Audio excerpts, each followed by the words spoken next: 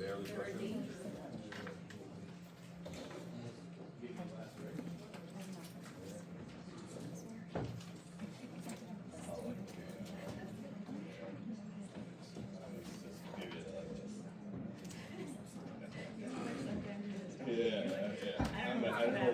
I'll say it like this, I don't know where I intended to go when I started this.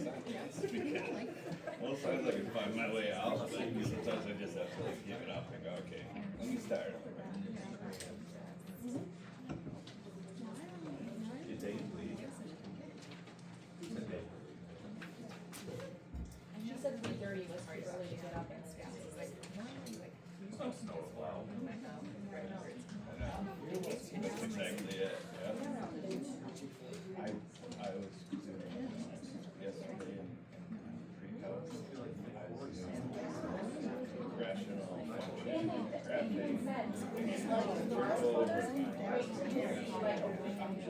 I see the long range. I don't look, I'm not looking. It's still like, alright, so like the numerator is You might not have no, right, no, if it's the, you know, and I'm like, but if it's greater by one, then there's a slant, and then I can. I mean,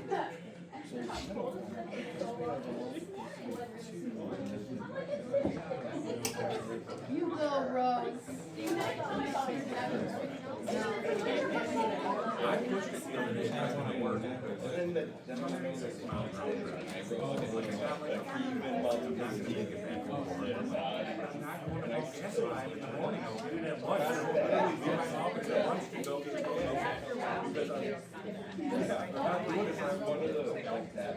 This is, I even hate sometimes where like, I know I need gas, this or anytime, to be able to explain it, I need to understand it. But I I don't. have to force myself to spend time. Yeah, right. That's I not will good. eventually. Sometimes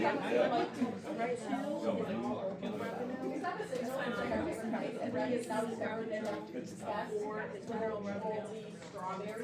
The conditional is And so now he can fix it out every time. Well, these are the separate station levels are not here. I double checked. They're actually the trolleys. Okay, We could go to this, which is a we 2,000. believe They're you. really what I'm saying. And I couldn't even find them at Walmart. Here's a line. I checked. But I bet you can find them in good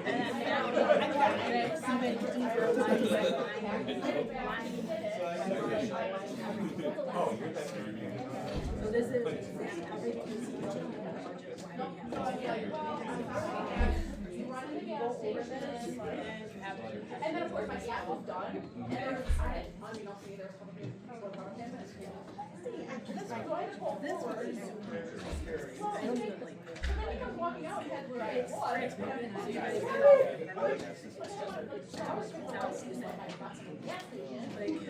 This is the number of requests. And then this is what happened for description.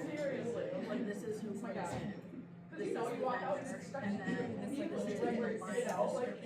and then this is the line description. It is not where I thought it The was. marshal arrested him on the stop, trying to buy a trolley. Right. They're good though. Trolley. Trolleys. They're a special trolley.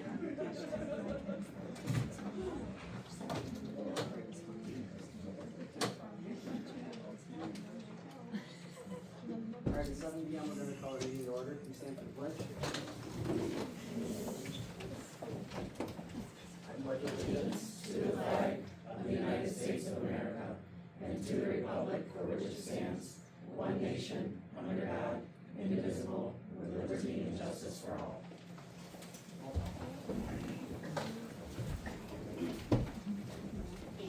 Here. Wait. Here. Josh. Here. Karen. Rose. Here. Christy. Here. Will. Here. Larry. Here. Jacob. Thank you. We're going to start off with an executive session.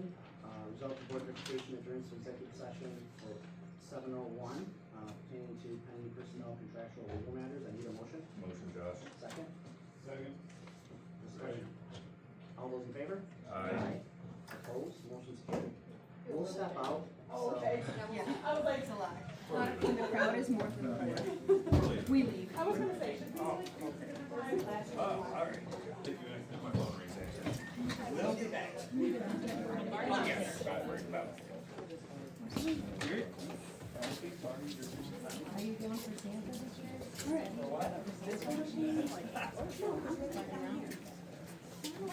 Oh, here it is. I knew that.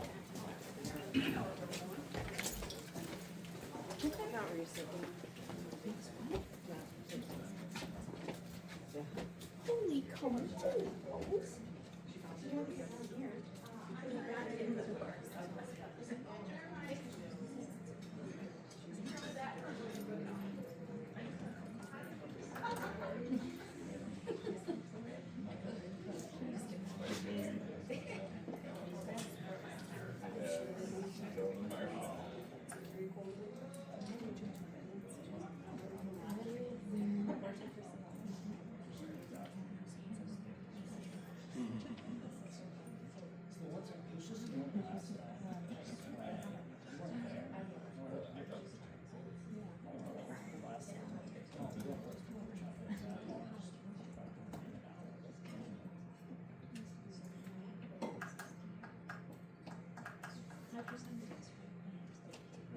They won by 50 something points, and he had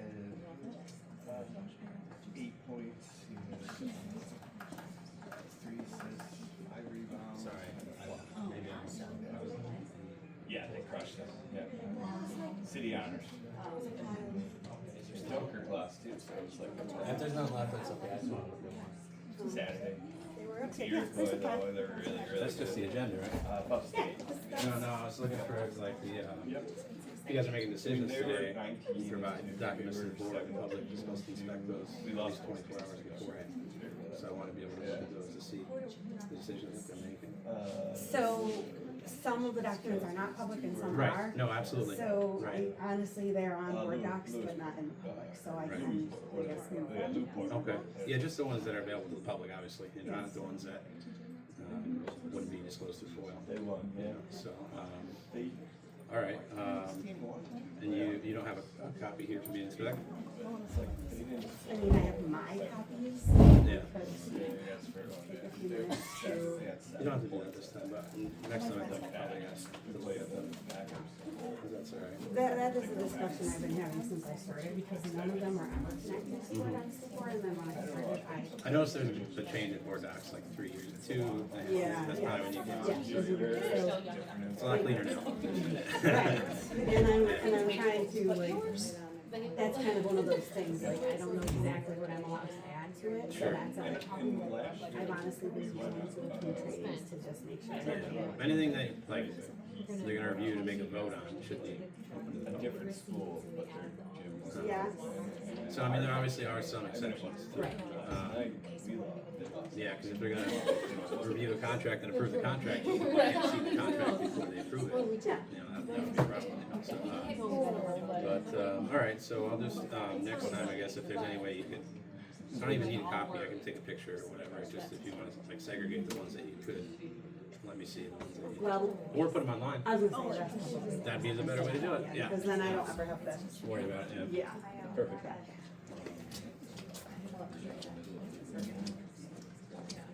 You had a big girl.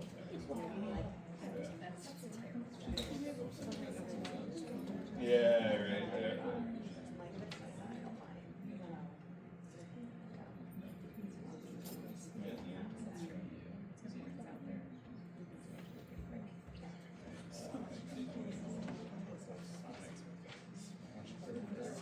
And burgers, yeah. Have you been to the new? The kids talked about, I heard my kids, students talking about, yeah, because I guess they got like a lot of drinks besides coffee, like white or whatever. Oh, yeah? Yeah. Oh, okay.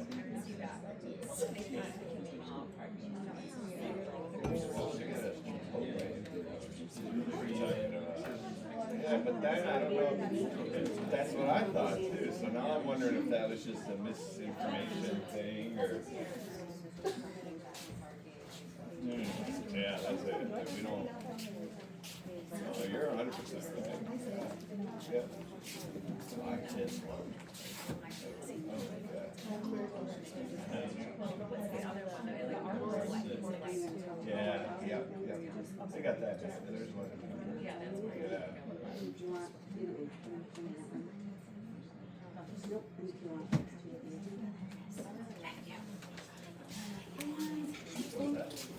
Maybe one, two, is it I don't available? know that one, but I assume it's like pita and milk, yeah, all sorts of different things.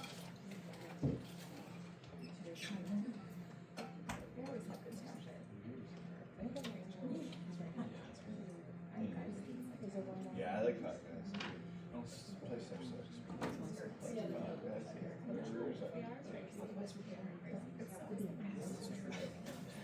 At Five Guys, we went one time, and it's me and my son and my wife. So my wife was running in to grab my order, and she had a milkshake. And there's like the one in Hamburg on McKinley there. There's like double glass doors, and my son and I were just watching it from out. I probably should have went on.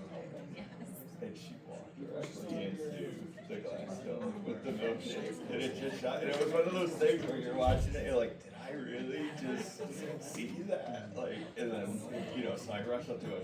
By the time I get she's in tears now, you know, and I'm trying to, it was just, nobody came over to the house, though. Like, yeah, nobody, yeah. I know they're busy, and we can laugh about it now, but she was not pleased with me that day. You should have up at me. Yes. Yeah. That's true.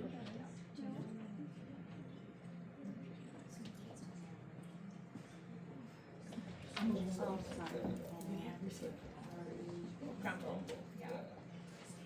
just gonna take 2 more minutes. Yeah.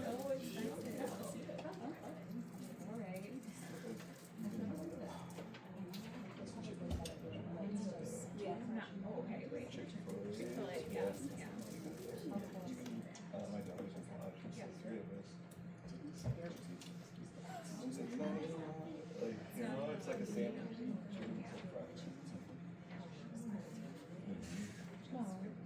Yeah.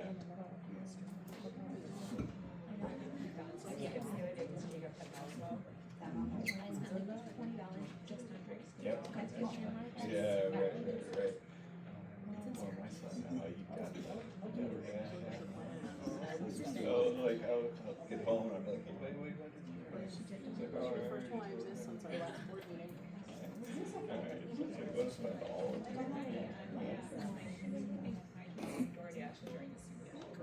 I'll probably never win, but. It's nice to have those situations to have, but I know because they're so commercial. really sometimes they'll have a game. My wife and I are at work, it's gonna be this early, and so it's the charges are just, like, you, yeah. Makes it like, for him ordering, it doubles what he would pay. Right. You know what I mean? And they're selling that now. Because No, it's I'm pretty interested. he even got But for his birthday. it would be skewed also because some people just throw an answer out. It's not associated to the statement, oh, yes. But that was the only thing, because I thought the same thing.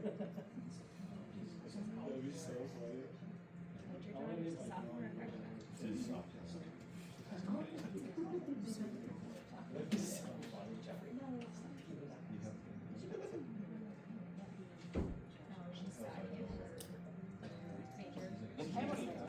She's changed it twice already. Yeah. I think right now she's Oh. doing. It's not I got one for my communication. dog.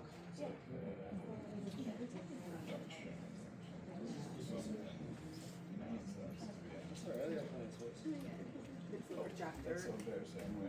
That's a good looking presentation right there.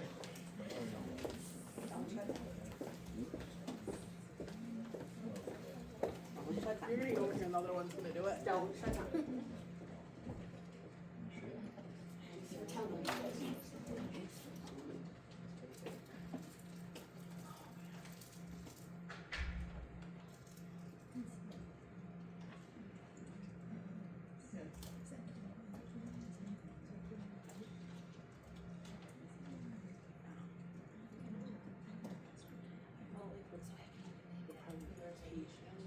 it's better this way by doing that. They want all of the information, but it's hard to present all of the information.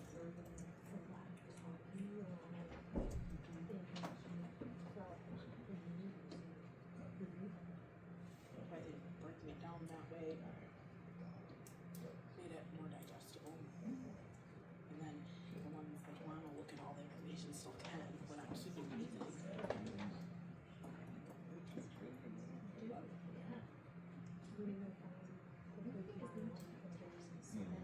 You're like an independent. Yeah. I tried to explain that. She's like, Oh, I forgot to send you that. I'll send it to you. I thought, oh, you got that. Yeah. Yeah. Or at least the third. I can't remember. Mm-hmm. I'll send it to you. I'll send it to you when I get back here.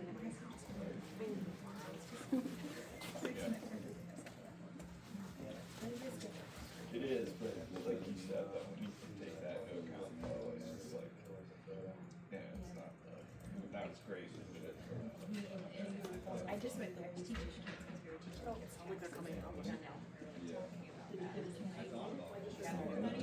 Yep. My brother's career is an internet like contractor. He does like change management. I don't even understand what he does. So yeah, so he got like he has to go out or just it's awesome. So he just has sense of putting away because I would never be able to. I would have to change my whole lifestyle. It just gives you like that discipline. You know what I mean? I would have a real time talk. Yeah. You have to like say you pay them quarterly. That's what he does. Just like, I'm more of a, hey, look how much money I have in my account. Yeah.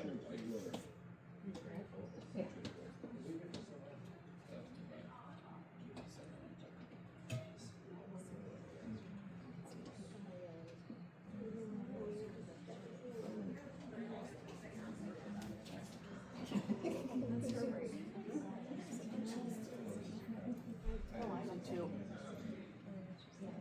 It's gotta be around the same time.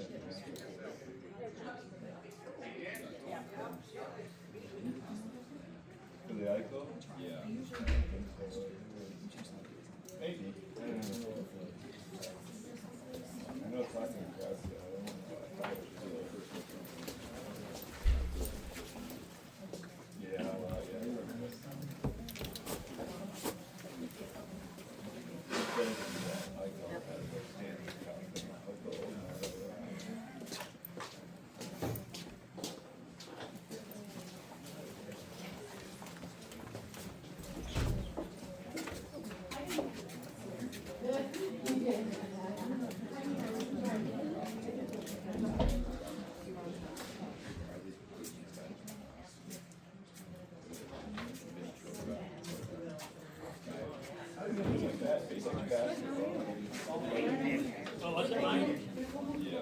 I was just saying, like, you gotta build. Like, with the team, some of it where they weren't winning gold medals, it's like, they were all like, me for ball, dominant players, and you need role players, you know?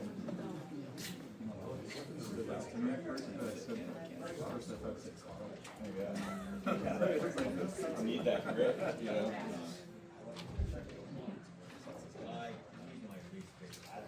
Like, he's one of those guys that you love him with his team, yeah. Alright, let's see, Some- executive session, Yeah. 7:16, I have a motion and a second, all those in favor?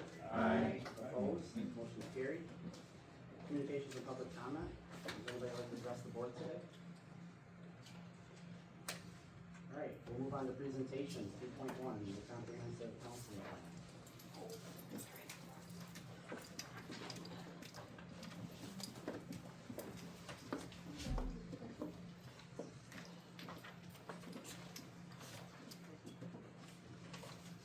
Good evening. We are here to talk to you about our comprehensive school counseling plan. It is required in New York State. The regulations do state that every school district needs to have a comprehensive plan that outlines the actions and all of the events that the counseling team implements throughout the district. I am Amanda Miller. I am the elementary school counselor. I'm Kayla Wolf. I'm one of the school counselors in the middle high school. And I'm Stacy Chase, also at middle high school. So why do we have a comprehensive program? First and foremost, it ensures equitable access to all of our students, which means that state regulations wants to make sure that every student has access to a certified school counselor, K through 12. It provides a proactive, developmentally appropriate services for all students. It builds academic, social, emotional, and career readiness, getting them ready for the real world, even starting as low as kindergarten, providing those skills. It aligns with our ASCA model, which is the American School Counselor Association. And lastly, it increases program transparency for families. We find it really important to collaborate with all stakeholders, making sure that we look at the whole child and also putting children first in everything that we do. Okay, so as Mrs. Fuller said, we do follow the New York State regulations for the school counseling program. Our program is written, as we've all seen and received. We provide access to all students, K through 12, and we every year will do a review of our program and present to the Board of Education. And we also do annual individual progress reviews with our students, 6 through 12. And that looks like us meeting individually with every child and going over their interests, goals, strengths, academic progress, college and career interests, and so on and so forth. Academic planning as well, course planning. And then we also provide curriculum to support the academic, career, and social emotional development of all of our students. It aligns with the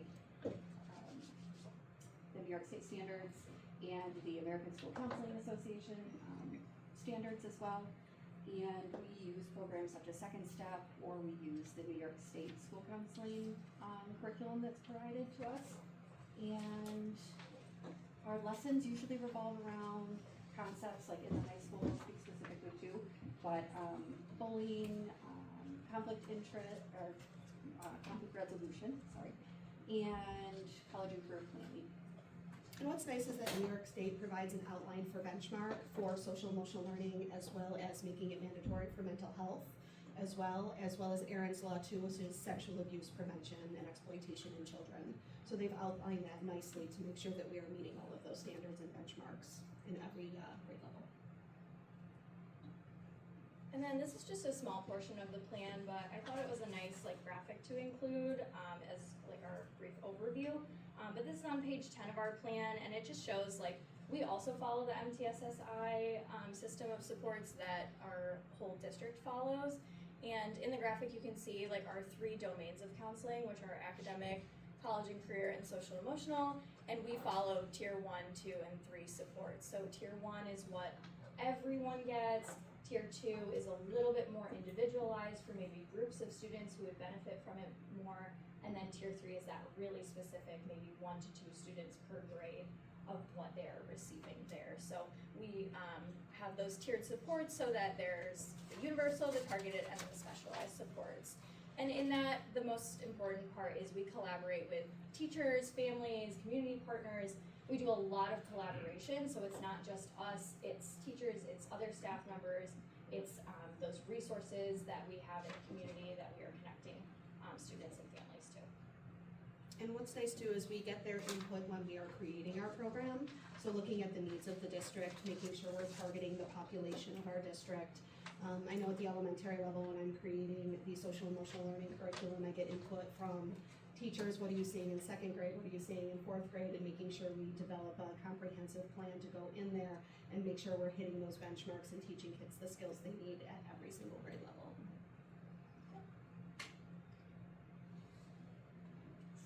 So some of the strengths of our program is that we are aligned to the New York State standards. It is a comprehensive, as we said, it's social, emotional, academic, college and career. We are meeting the frameworks for the social, emotional learning standards. We have a strong collaboration with our teachers, administrators, and families. We do partner together for lessons and collaborating to get resources and get connected to career individuals and so on and so forth. And we have a robust crisis and responsive service plan, to deal with, things that come up. And gone are the days of school counselors being considered guidance counselors and really only looking at the vocational development and telling students like, this is what you would best do. These are the things that we're looking at after high school. We now are mental health professionals within the school setting, looking at the whole child, looking at mental health, social emotional learning, and making sure that all of that is tied into the academic success. Because kids can't learn when they have other things going on. We call those the rocks in their backpack, so to speak. So our next steps, we plan to schedule an advisory council meeting and execute that. And then we also want to expand our career development at all levels. Yes. Okay. We're trying to increase our family engagement, so we're trying to do more opportunities in the evenings or through social media connection, parent square connections, things like that to build our family engagement. And we're working on our transition programs. Amanda can speak more to the grades 4 to 5 one, but grades 6 to 7, we partner together. We work with the 6th graders on getting them prepared to come up to the middle school, all facets of that. And we also are working on an grade 8 to 9 program, which we actually just held right before break, called Freshmen Bound. So we invite families in, we talk about what high school is, what's credits and transcripts, and more serious college and career planning, things like that. And our 5th grade, what we noticed is we have a different model now where students are changing their classes and they have to go to a locker, they have to be organized, they have to have some of those early middle school skills. And when you jump from 4th to 5th, it was a little bit daunting, and we saw our students almost get shell-shocked with that transition. So what we implemented last year is I took some of my CAS kids, which are my 6th grade leaders, to go in and do a presentation for our 4th graders on what 5th and 6th grade looks like, so that they were more prepared and ready to go, being able to meet the teachers, understanding what is going to be required at 5th grade, and we saw our current 5th grade transition a lot smoother this year. And lastly, we're going to be enhancing our data collection for progress monitoring. So within our plan, we have goals, and so we're going to be checking our data more to make sure that we are meeting those goals and finding our areas for strength and improvement. Okay, that's it. Thank you.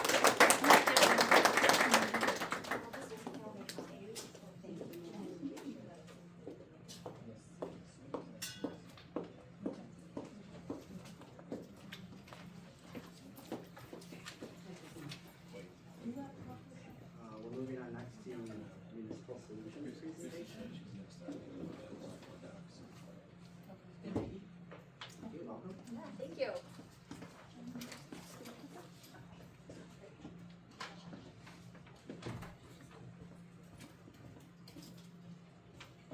Alright, hello everyone. Thanks for having me. I tried to make it to the last few meetings and the weather hasn't really cooperated, so happy to make it here tonight and glad there's no snow on the roof. So a few months back, Shonda and Nicole had reached out to me for assistance in starting to refresh the district's long-range plan, multi-year financial plan, whatever you may want to call it. This is something that the district had been doing a number of years back, but I think just with changes in administration over the years, it had kind of fallen by the wayside, but they felt like it was important to, start this anew, kind of pick up the last plan that was developed, refresh it, get it current, and then start to put together the projections over the next few years, so that you have a sense of where the district is headed financially. Not just looking at the next year's budget that you're working on developing now, but looking a little further out so that you can have an idea of the decisions that you're making today and how they could potentially impact you down the line here.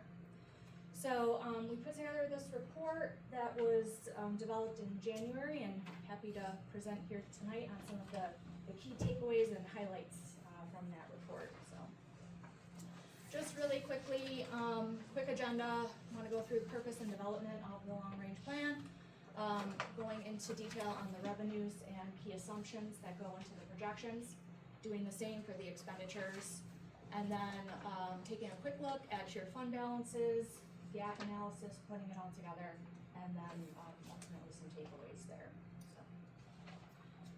So, the purpose of these long-range plans, I mean, they're not providing an actual authorization, for you to go out and, you know, have these appropriations. It's not a budget that you are, actually going to be working from, but it's intended to serve as a tool to assist you not only in the annual budget process, but in decision-making throughout the course of the year. So this is the plan and the worksheets and everything that go into it really are intended to be utilized as like a living, breathing document that you can continue to go in and update, you know, at least on an annual basis, but you can also continue to do that throughout the course of the year and really use it as a tool to do what-if analysis, help you with the decision-making process for, you know, some initiatives that maybe you're looking at implementing, seeing what kind of ripple effect that might have if you were to work them into your budget,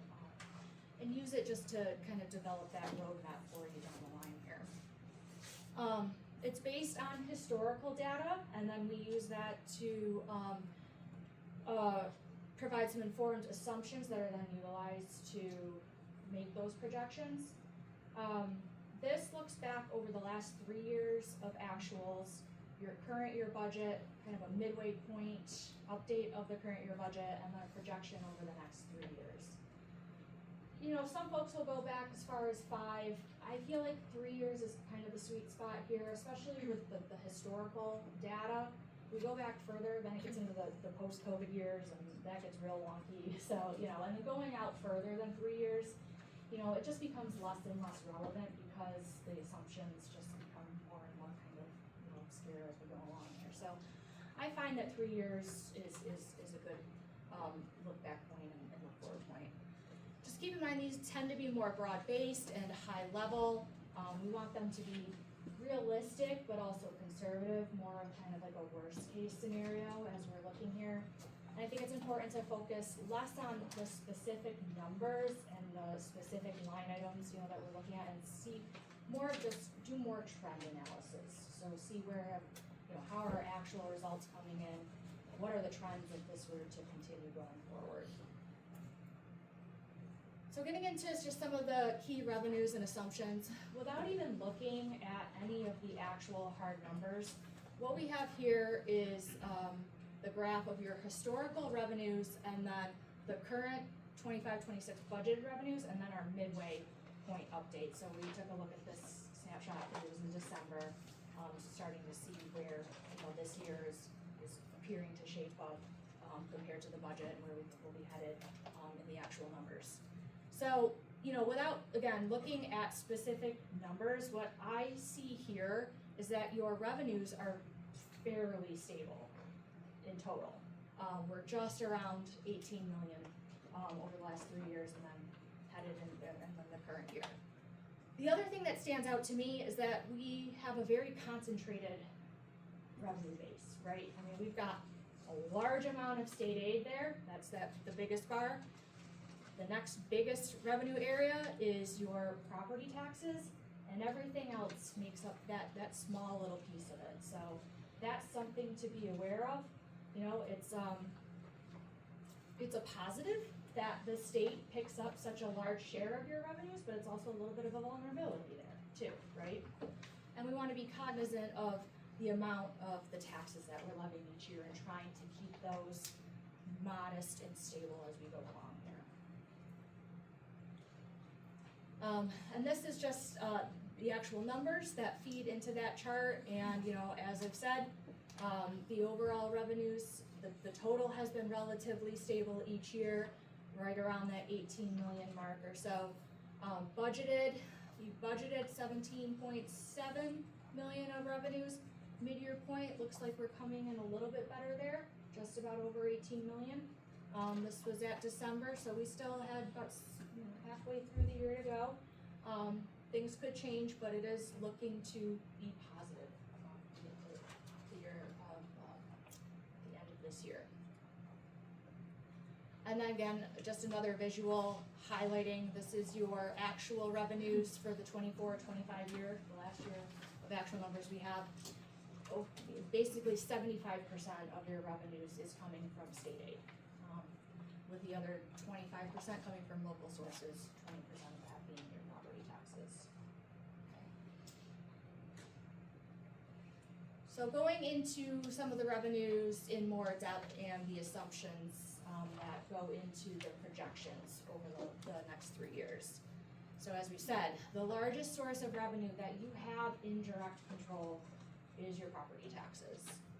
And you guys have done a very good job of keeping those tax increases at a moderate level, not putting an undue burden on your taxpayers. Looking over actually the past 5 years, you have averaged approximately 1.5% of a levy increase. Some years you had gone out at 0. 1 or 2 years, you had gone out a little bit higher, but over that 5-year period, we're looking at about a 1.5% increase annually. And so the assumption that goes into the future year projections in the report is that you would continue to go out at a 1.5% increase annually, which is within the cap. So I know we're working through the tax cap now, that's due this week, by the end of this week. So, you know, in some years you may be able to go out at that 1.5%, other years you may not, but the assumption is that on average you would continue to do that. I think it's important to keep in mind that going out at 1.5% generates about $55,000 in revenue each year. So it's not a huge amount of additional revenue on a nominal basis that you're able to pull in. Every 0.5% is 15 to 20,000 or so. So, you know, just keep that in mind as you are determining what you actually want to set your levies at. Knowing that, you know, it generates revenue, but it's not a huge amount in the grand scheme of an $18 million budget. So. Other revenues that are received at the local level, just pilot agreements, you know, these are really beyond your control. You kind of find out after the fact, oh, hey, we've had a new pilot, you know, so you don't really have any control over those negotiations. So we're just essentially following the schedule for the pilots that are in place now in these projections. You want to be mindful as they're coming on and going off because they can impact your tax cap calculations, so you want to always be looking ahead. Especially knowing when they're going to be coming off that schedule and onto the roll, because that can kind of make things a little wonky there on the tax cap side of things. Use of money and property, so this is your investment earnings, your income. You guys have been very successful in being able to generate investment earnings over the last few years. Just want to be mindful that, you know, we have started to see investment rates come down, and the expectation is that they probably will continue to be dropping. So in the assumptions that we built into the projections here, we're assuming that you'll see a 5% reduction in interest earnings in each of the next 3 years. And that's based on the 25-26 budget level, so you had already budgeted for a lower interest income in 25-26 to be conservative. And we want to continue that conservative estimating here. Other property or other revenue, sale of property, refunds, charges for services, Medicaid, these are all pretty stable, smaller revenues, so we're just flat budgeting those in the projections going forward. Okay, state aid. So focusing on the non-expense-based state aid, so this is essentially basically your foundation aid. As I said, the largest revenue source, the district, and it's a revenue source that's totally out of your control. So that's always the biggest unknown going into the budget season, during the budget season, sometimes after the budget season, if the state, you know, doesn't have their act together and they can't pass it on time. So, you know, always difficult part of your annual budget process, probably the most stressful part of it. And we'll see, there's a lot of news that comes out around this time of year, a lot of rhetoric that's going around the state. You know, we thought that with the Rockefeller report being released that there would be a lot of large-scale changes to foundation aid, and really we haven't seen those. Nor have I really heard a lot of discussion about the Rockefeller Rockefeller report going into this budget season. So we'll see. I mean, they made some changes here and there, but I don't know. I don't know where that's going. But we do know that, you know, schools cost the state a lot of money, right? You are one of the largest cost drivers to the state. And so you're always going to have a bit of a target on your back. As the state faces budget pressures, they're going to want to go to the schools to help alleviate that. Even if they're feeling pressures in other areas, because you're such a large cost driver to them, you know, you're kind of the first place where they look to go to see if they can recognize some savings on their end. So that's always a bit of risk to you. You know, I will say that now that foundation aid has been fully funded, we saw those large increases in state aid revenues to schools in general. Now that that's been fully funded, the annual budget increases to state aid probably will be reduced, as we're seeing coming out of, you know, the executive budget. So maybe the target on your back's a little bit smaller, but you know, still something to be aware of. So in the projections, we're assuming a 1.5% increase in state aid. We know, you know, with the executive budget, she's got a minimum of 1 with some additional aid for UPK. We'll see how that all shakes out. We've got to go through the legislative process. Typically, in the legislative process, you wind up doing a little bit better than the executive budget run, so I think maybe we'll be able to improve, you know, on the minimum increases that you're seeing here, but we'll see. So we've got 1.5% increase budgeted in the projections. When we look at the expense-based aids, these are all pretty straightforward because they're tied to expenditures for the most part. So we've got the building aid. Within the projections, this is based on the known building aid that's coming in from your prior projects, and then the anticipated aid that will be coming in on the current project. Still an estimate, but we have a pretty good handle on what those aid payments will be, and we're estimating on a conservative basis within the schedules for the current project. For the capital transportation aid, this is based on your actual bus purchases. In the report, that was based on your planned replacement, bus replacement plan, with the anticipation that next year would be the final year when you could purchase diesel buses, so there was the thought of accelerating some of those purchases while you could. So you'd be accelerating the purchases in that year to be offset with the use of some of the capital reserve funds to help cover the cost of that extra, the additional vehicles. So, you know, right now we were planning for no waivers, no changes to the mandate.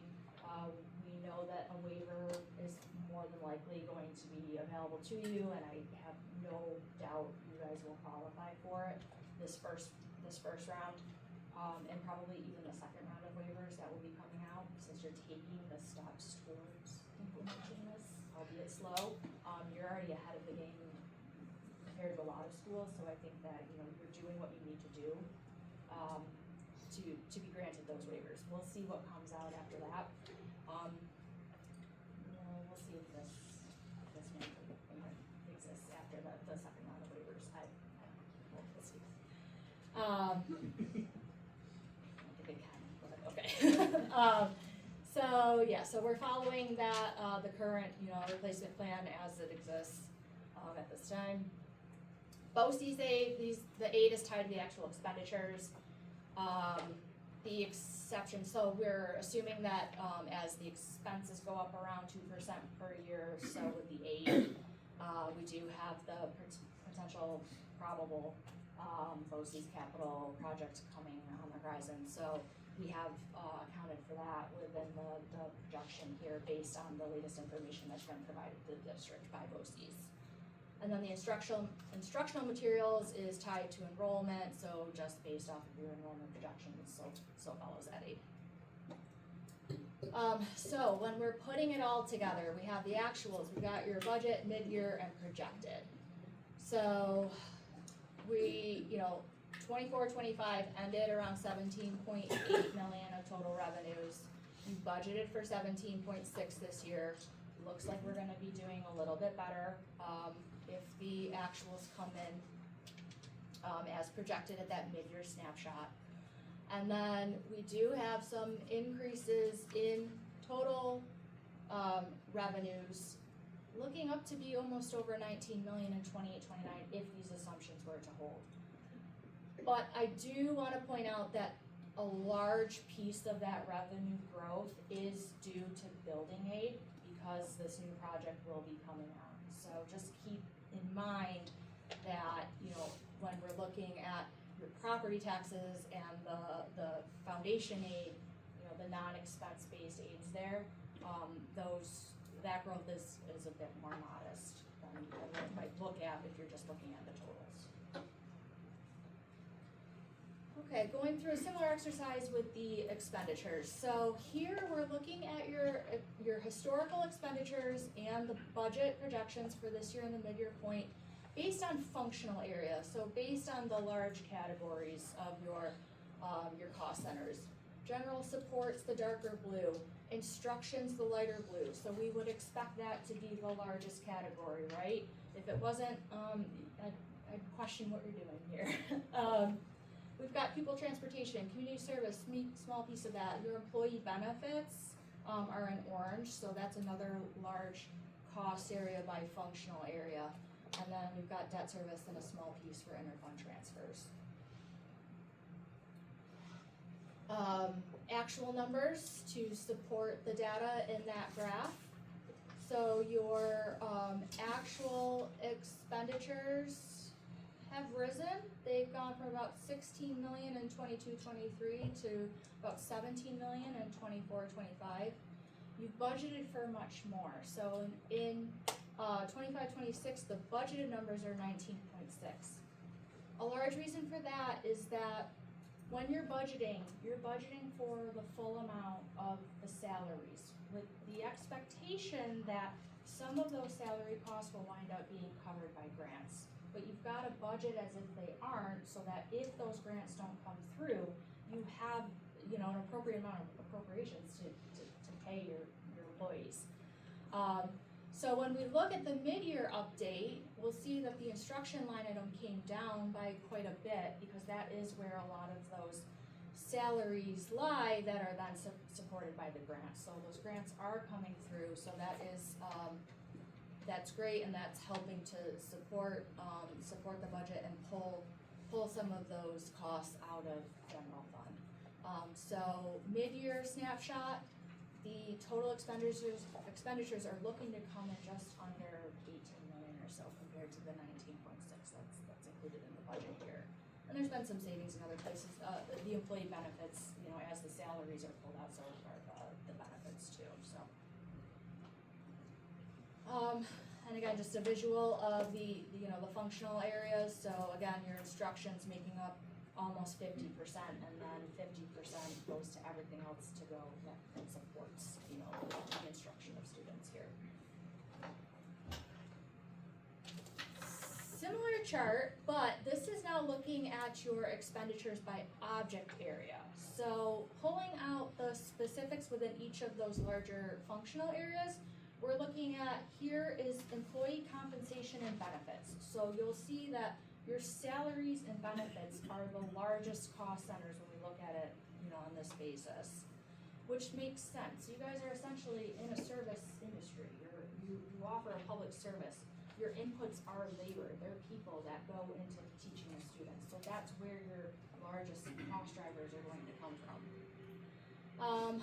Then we've got, BOCES services is the orange. That's probably the next largest object area. So you are relying on the BOCES to help provide support for those students, in ways that maybe you can't offer here. So that's the next largest area. And then we've got contractual, debt service, and then some of the other ancillary areas make up the rest here. So same data, just different presentation. This is by the object area. And again, just stressing that, the employee compensation and benefits is making up, over 60% of your cost drivers.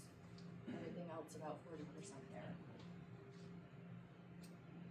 So going into more detail on some of these cost areas and then the assumptions that go into the longer range projections. So again, wages and benefits make up over 60% of your expenditures. These are contractually based, so you don't have a whole lot of wiggle room here going forward.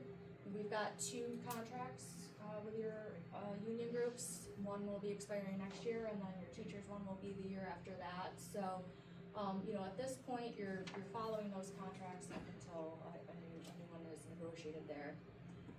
As I said, you typically will budget for the full amount of salaries with the expectation that the grants will come through.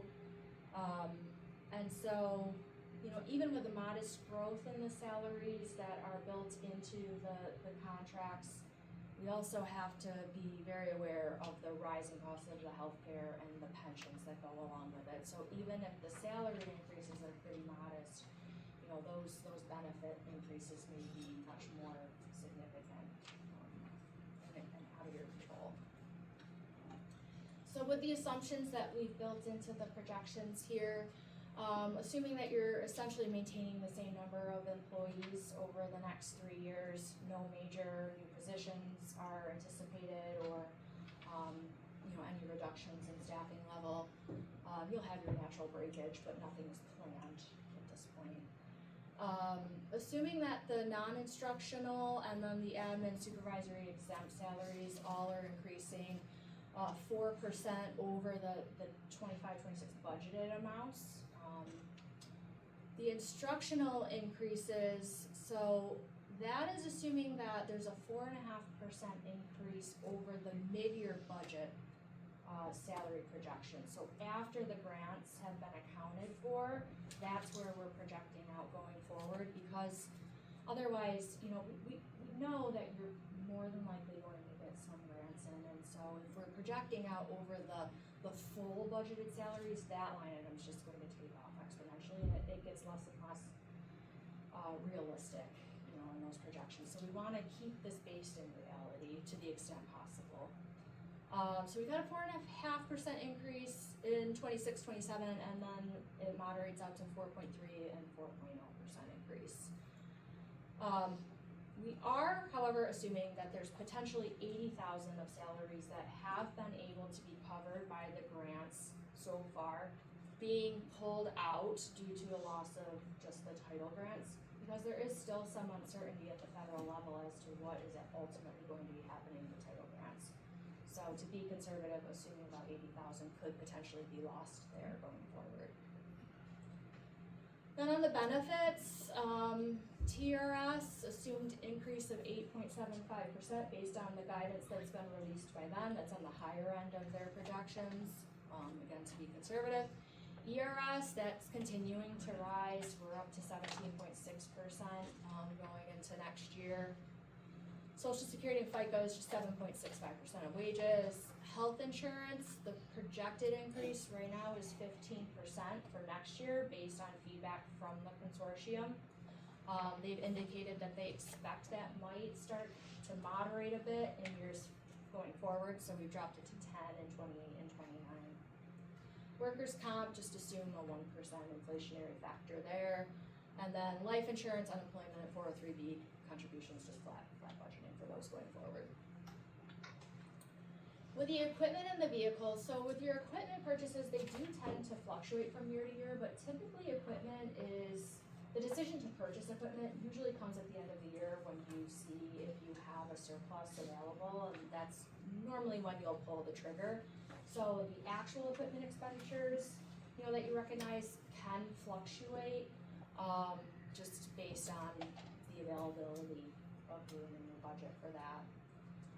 Again, as I mentioned, the buses, it's following the replacement plan that we were thinking of in December and January with the accelerated purchase next year.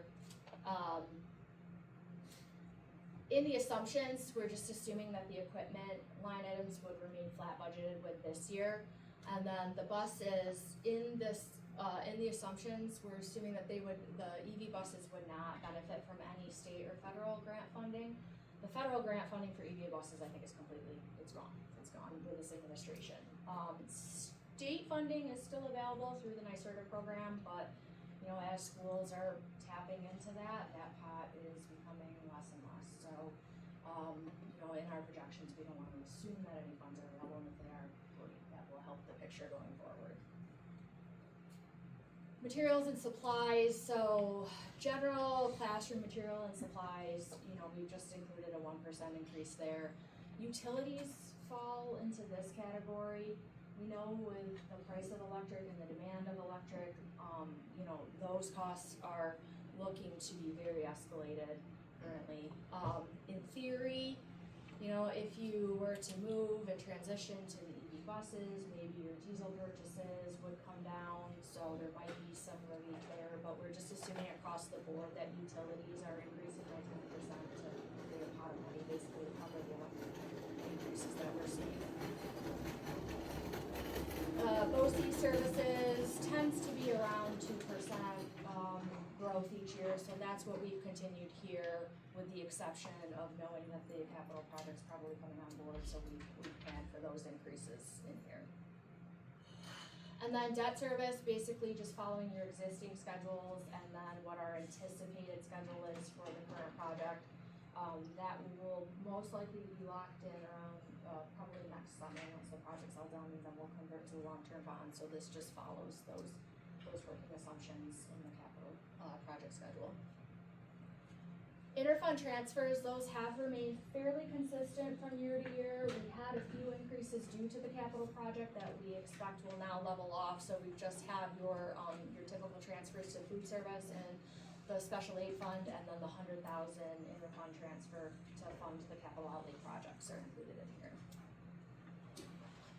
So here are the projections over the next 3 years based on those assumptions. 24-25, the last actual year, you were just over 17 million of total expenditures. You've budgeted for 19.6. We think you'll probably settle in somewhere around 18 million at the end of this year. And then, you know, when we apply all of those escalators, we do see those expenditures ramping up to possibly over 22 million over 28, 29. But again, just as there was a large driver in the revenues from the capital project, a lot of this is driven by increases in debt service too. So as the debt service goes up, so will the revenue. So it's not quite as bad as it looks, but we do, you know, we do have some increases potentially related mostly to the salaries and the benefits here.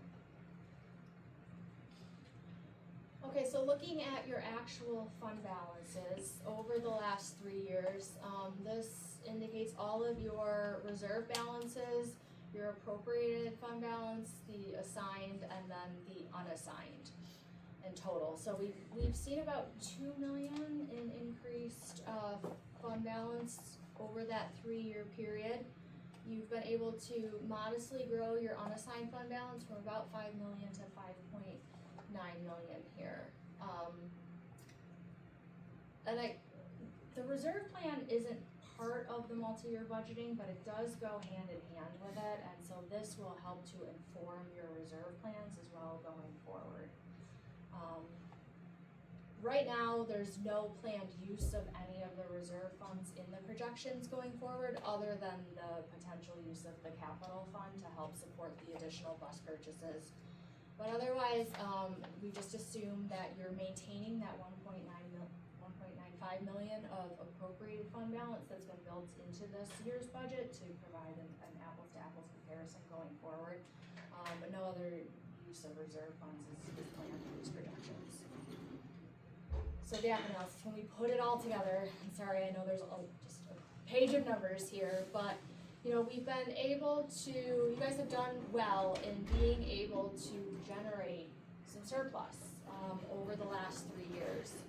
So, and it looks like, you know, based on that mid-year estimate, there will be some surplus generated this year as well. So you won't have to utilize, doesn't look like you're going to have to utilize the fund balance that's been appropriated. and you should be able to have a small amount of residual surplus at the end of the year. But when we put the projected revenues up against the projected expenditures, that's where it starts to look like, you know, the growth of your expenditures is outpacing the growth of the revenues. So, if you were to recognize this, it's potentially, you know, you would start to need to deplete fund balance, to cover the expenditures, over this 3-year lookout year. And then, this is just looking again at the specific fund balances. So all the restricted fund balances would remain the same. What we would focus on here is your unassigned and your total would begin to be eroded, because of that, the mismatch between the growth in the revenues and the growth in the expenditures. So takeaways. So first of all, what we're showing in here, you're not going to recognize it, right? Because you're gonna make adjustments as you go along each year so that you're not recognizing a deficit. But what I think is important to realize, you know, a takeaway from this is that you've been doing well and you've been able to make pivots as you go into each year's budget to be able to generate surplus. So that's great. You haven't had to use any of the appropriated fund balance. You've been able to have your revenues exceed your expenditures. But there is a definite noticeable trend here, you know, with the actual results. So that margin is starting to become slimmer and slimmer. And so, yeah, it looks really bad, you know, 3 years out. It's not going to be that bad. You're gonna take the steps necessary to close that gap, but just be aware that, you know, you've got some pressure points and you've been feeling it, right? So, but I think it's also good because it's showing that you're meeting your expenditures. You're not overtaxing your public. You know, you don't have these huge surplus balances. You've got a modest amount. You've been able to add back to your reserves. You've been able to make some of those equipment purchases that you wanted and have a little bit left over at the end of the day. But just, you know that, you know, keep an eye on your appropriated fund balance levels. You don't want an over-reliance on them. You don't want to continue to think, okay, well, we appropriate the fund balance every year and we don't actually use it, so we're okay. You've got to stay diligent and stay on top of the financial picture and do your best to really increase the revenues where you can. I know it's a lot easier said than done, especially when so many of your revenues are beyond your control, right? You know, and do your best to trim appropriations where you can as well, and look for creative ways to reduce your expenses and partner with other districts and other municipalities. I know you're doing that, you know, I know you're doing that to the extent you can. And it's hard for rural districts, right, to share a lot of services, but you've been doing that all along where you can. And so you're doing the right thing. You guys are on the right track, but just, you know, be aware that it's not gonna be easy. I mean, it's never easy, right? But I think it's important and it's a great thing that you guys are starting to do this long range planning because it means that you are on top of it and it's giving you some informed data that then you can take and make real decisions with. So,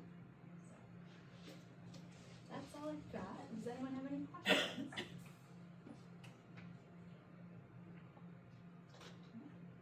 You know, you said something about 3 years ago, and it kind of disturbed me, because you said that it was a bad idea to pay your debt down to zero.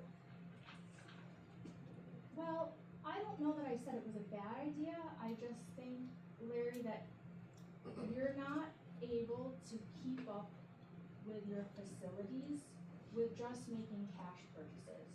So what it is a good idea to do is to maintain a level amount of debt in your budget each year, so that as you have a prior project falling off, you can bring on another project, and that gives you the ability to maintain your facilities and keep them up without having, you know, the large peaks and valleys and in your budget and for tax cap purposes as well. Cause it's really difficult with the tax cap calculation. The state has made it really hard on school districts with the tax cap. With the municipality, they can just go and override, the 2% if they need to and call it a day. I mean, you guys kind of live and die with the exclusion piece of it and having to get the voter approval. So trying to maintain that capital exclusion piece in your budget and your tax cap is important too, so that you're not having wild swings in your allowable levy and having to go out, in years and get voter approval when you have a zero budget increase, a zero tax increase. Or even, there are some districts that even have to reduce their taxes and still get a 60% voter approval because of the tax cap, and they didn't manage the swings, so. And it's, basic philosophy, credit is good, debt is bad, right? I know, but it's also a function of just the way that the state building aid program works too. Yes, your projects are covered by state aid, but it's not all upfront. They're amortizing their debt to you, just like you're amortizing the debt, to pay it off. So, it's kind of a necessary evil when it comes to school project financing. Only thing I'm scared of is the state of New York has zero legally enforceable obligation to help us pay the bond issues. Those bond issues are the sole responsibility of the taxpayer of the local district. Yeah, I mean, you're right, there is still legal requirement for them, but I will say that when the state plays around with state, it's always foundation aid, it's always on the operational side, they very rarely touch the building aid. And it's because they know that every school has to finance their projects, and they're relying on that state aid to come in to pay the debt service. They do not want any school, municipality, any district to default on any of their debt payments because it has a long-term ripple effect for every municipality and the state. The state's credit would go down as well. So they don't really monkey with the building aid programs too much because of that. Well, they haven't. I'm just afraid they might. Yeah, I know. I grant you, you're right that they haven't. Yep. Thank you. Yeah. All right. Thank you, everyone. Yeah, I'm glad I could make it. Thank you. All right. Yeah, thank you. All right, physical education presentation. Oh, what? No, we were not. Oh, sorry.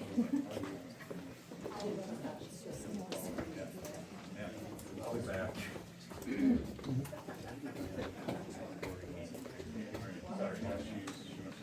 Wasn't sure, that's okay.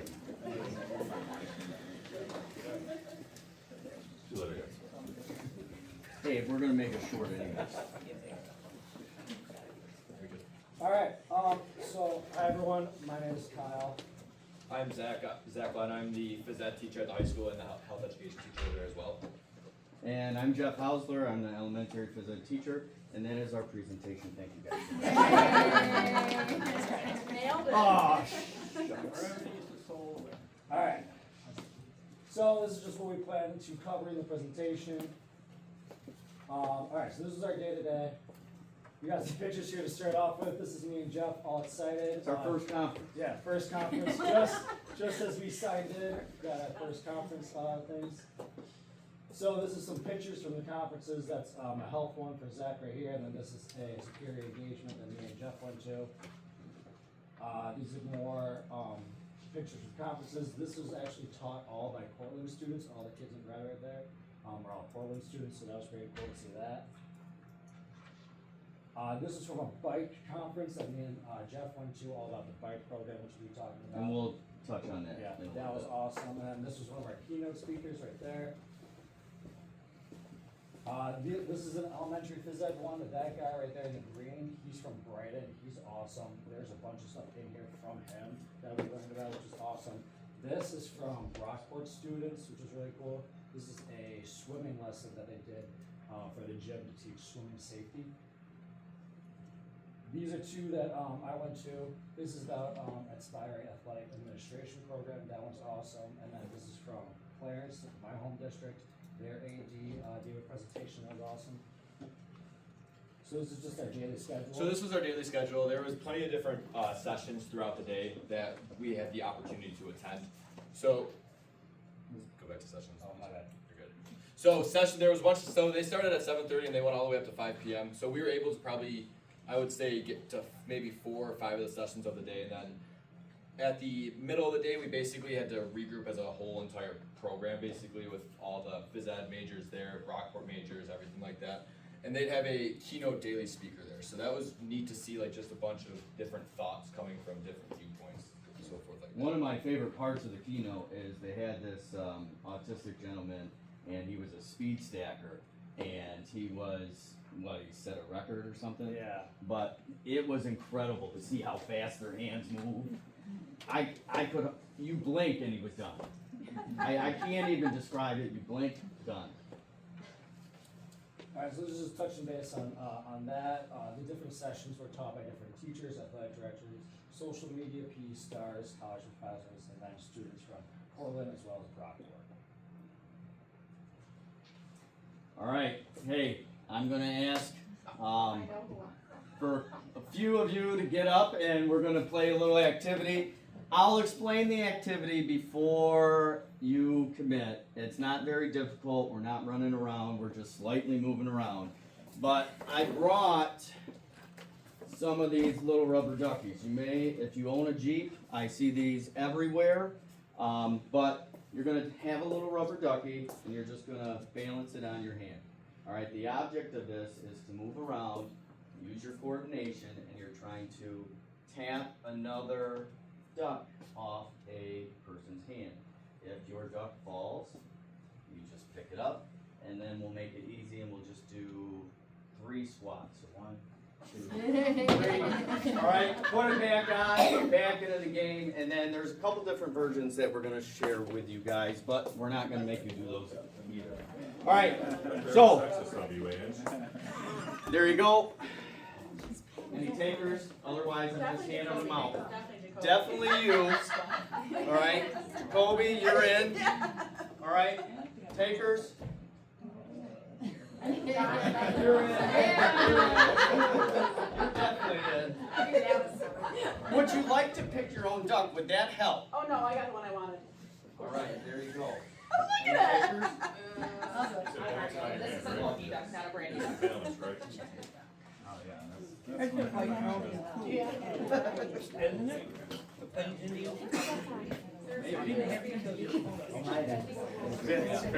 All right, Lenny.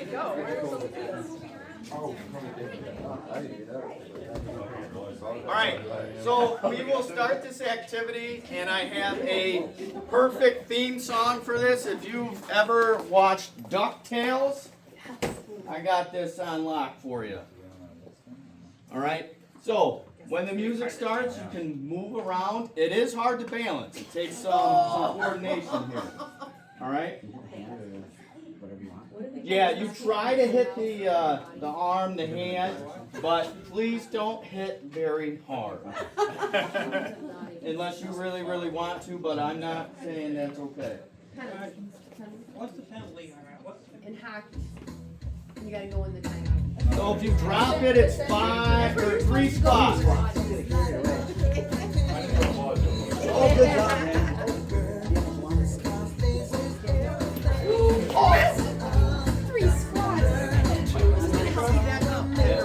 Perfect. Hey, they're hiding over there too.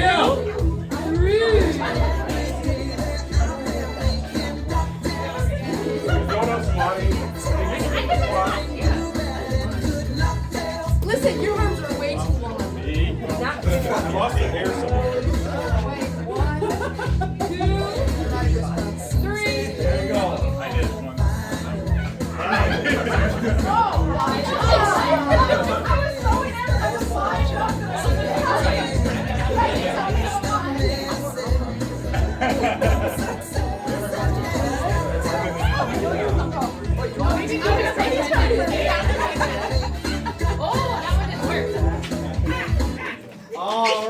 Hey, thank you guys so much. Where did I put that? Oh, bag's right here. Perfect. So I'll walk around, just put this in there. No, I don't agree.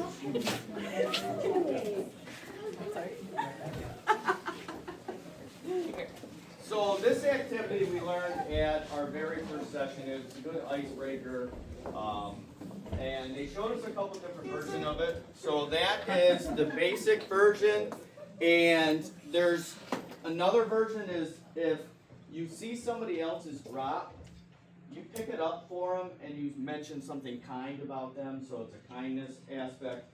And then another one is you learn sharing. So if you see somebody's on the ground, you pick it up, you give them yours, and then you take theirs. So it was a bunch of different levels to that activity, which we thought it was fun and enjoyable. All right, so next.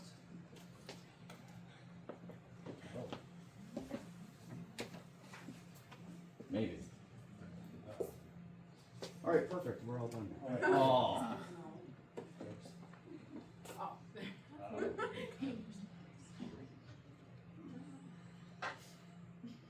Perfect. All right. So next we got what I learned. This is my section. I'm not going to read all of this. Basically, what I've highlighted is what we do at the school already that they were highlighting at the conference. So this is from Clarence's AD. So they do an elementary track meet, an elementary fun run. They also do the Heart Hero Challenge, which we do here at the elementary school. They do Winter Olympics, which we just finished up here, and then Halloween obstacle courses as well. The other big thing that I really highlighted that I really liked is this fact right here. 22% of adults play any type of recreational team sport. However, 46 play an individual recreational sport. So that's archery, swimming, roller skating, gymnastics, bike riding. That's all stuff that we do here. We really push here, which I thought was really awesome. Yeah, we've really embraced that life fitness. So then, just another little short slide. This is from my the AD conference that I went to. I have hopes of one day in the future possibly being an AD.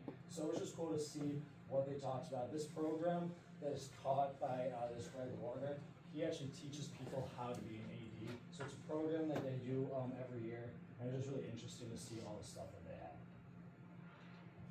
have. Okay, so what Kyle was basically saying with the team sports and the recreational sports, I already have a class over at the high school. It's lifetime sports and health, and then I also have health and wellness, which Jacoby is in.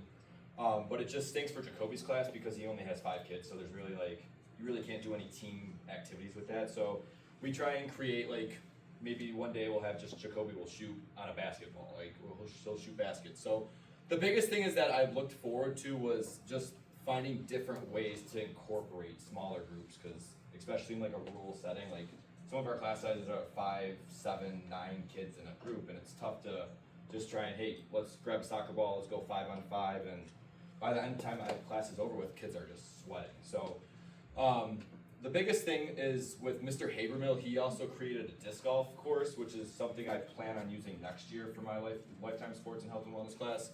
Mr. Buchek and I, we also just looked into getting golf stuff from our recent budget, so we can try and incorporate some putt-putting, just so it's giving the kids or the students another option from those team sports. And then the biggest one is I want to incorporate is the bowling. I also just put in a field trip requisition for this upcoming year, trying to get more kids to sign up for lifetime sports. So do a couple days, well maybe 5 to 6 days, we'll just learn our proper skills on how to properly throw a bowling ball. And then at the end of the unit, we'll take them on a little field trip to Fredonia or Lucky Lanes, and just so they can get out and have the opportunity to play.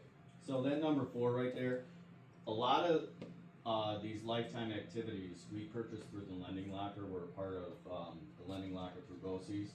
So they do have golf clubs, they have archery sets, which we taught the children, and bikes. So this was the first year we've rented those bikes, and so I hope one day instead of using the lending locker, we can eventually start to purchase our own.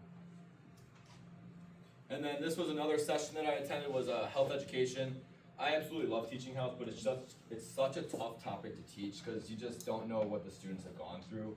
So the one big thing that I found that going through many sessions was there was this one teacher from Rochester that she would just put a Google form up on her Google Classroom, and it basically is like a disclosure form, so like I can, if I'm teaching that certain topic, so maybe the student had a problem with alcohol abuse or something in the family, I can know that that person has problems with that certain topic, and then I can know, hey, maybe if you wanna go down to the library or step out, so it's just not haunting on there when I'm teaching that topic. Alright, we got Mr. Alright, H. so the main reason I wanted to go to this conference is I felt things were maybe a little stagnant, and I just wanted to really juice up our phys ed program here. So I really wanted, and this conference did this, so I reinvigorated my passion and excitement to make our program better, learn some fresh new ideas, which I just shared one of them with you. Networking was also big, and I didn't anticipate it being important, but it certainly is, because we're looking into getting our bikes, and so it hooked us up with the right people, with the right answers. So there's a school in Saratoga that we'll talk about later on in one of the presentations, or did we already finish that? Alright, anyways, Saratoga had just started a bike program, and they had all the people there with the answers, so we were able to contact them. So we're gonna use their information when we're trying to purchase our own bikes. Alright, so then, this is just what we plan on implementing immediately, which we have done since this is from November. So just different ways to praise students, learn a bunch of different ways. Why, what, and what, why, how works, like what we're gonna learn, why we're learning it, and how we're going to learn it. It's just cool to see that as a visual aid, and just so the students can see it as well.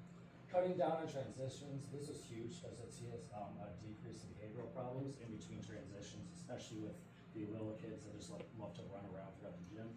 So that's awesome. And then we got a little self-reflection at the end of class, just different ways where the kids can self-reflect on themselves, how their class went. Using technology to enhance their learning, different ways that we can use GIFs and other things like that. And then number 6 I basically already touched on. Alright, so this activity is another one that we brought in. I think this one is one of my favorites. So I was at another conference, ICE 8 conference through BOCES. So it's all Western New York, phys ed teachers around the area. Not everybody goes, but hardly any of them got to go to the National Phys Ed Conference.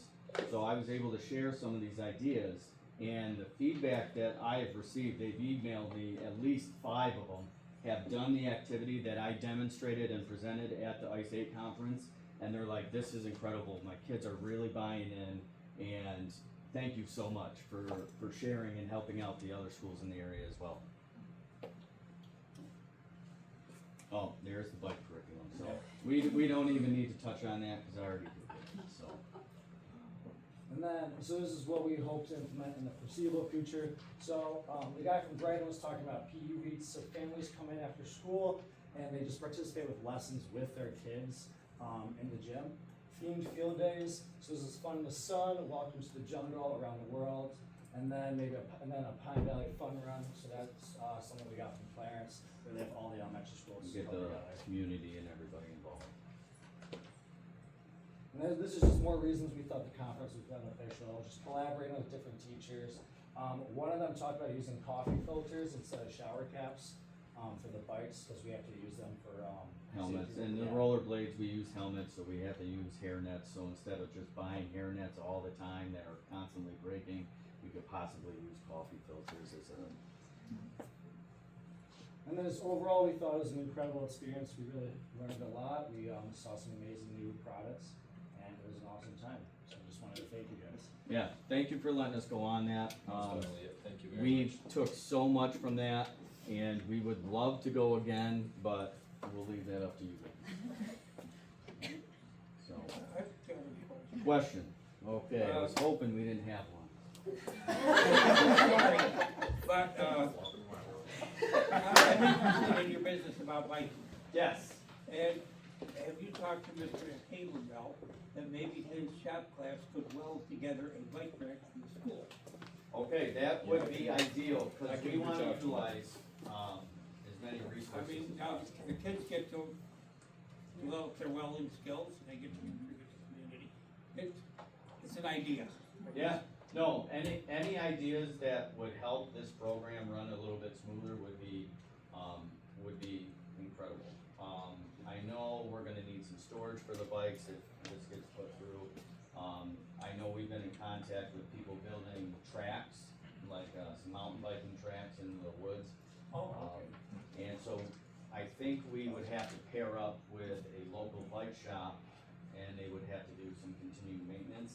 And so we help them out, and they would help us out, so it would be a nice community kind of work together with the school district.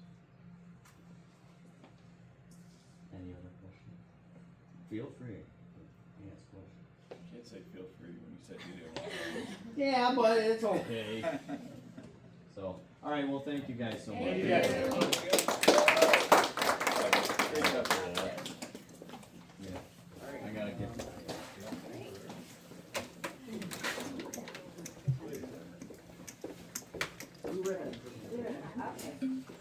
So, we'll introduce ourselves. Hi everyone, Corinne Almeida, Junior Center School Principal. Hi, I'm Kaylee Volpe again, school counselor at the middle high school. You gonna go?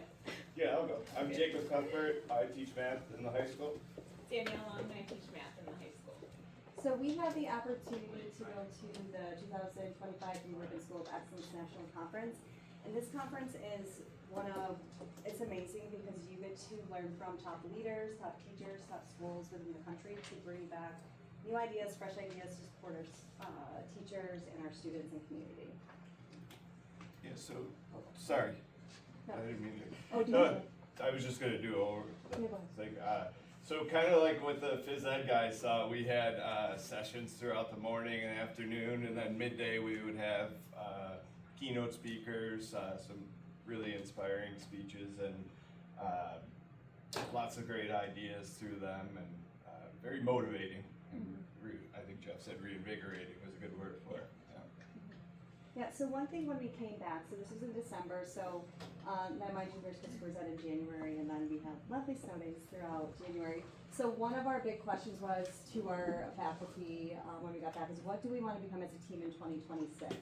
So our motto at the high school is you show up daily, you act up so you do the right thing when no one's looking, you pursue excellence, and that's ultimately to level up. So this is a time in education when we're tying in portrait of a graduate. The next couple of years are a way, especially 9 through 12, that diploma types are changing.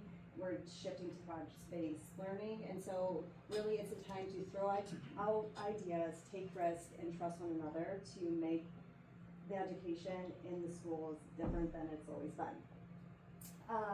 One of the keynote speakers was Sandy Zimmerman, and she, this was the biggest keynote that resonated with me because she thanked her teachers and thanked the educators in the arena because she said they changed her family tree. And it was just a seedling. So like when I came back, think about, I told our staff, you have to go in there and plant a seed of hope daily. And think about, we cannot take this lightly. We are with our students, we're with each other, so we have to take care of each other.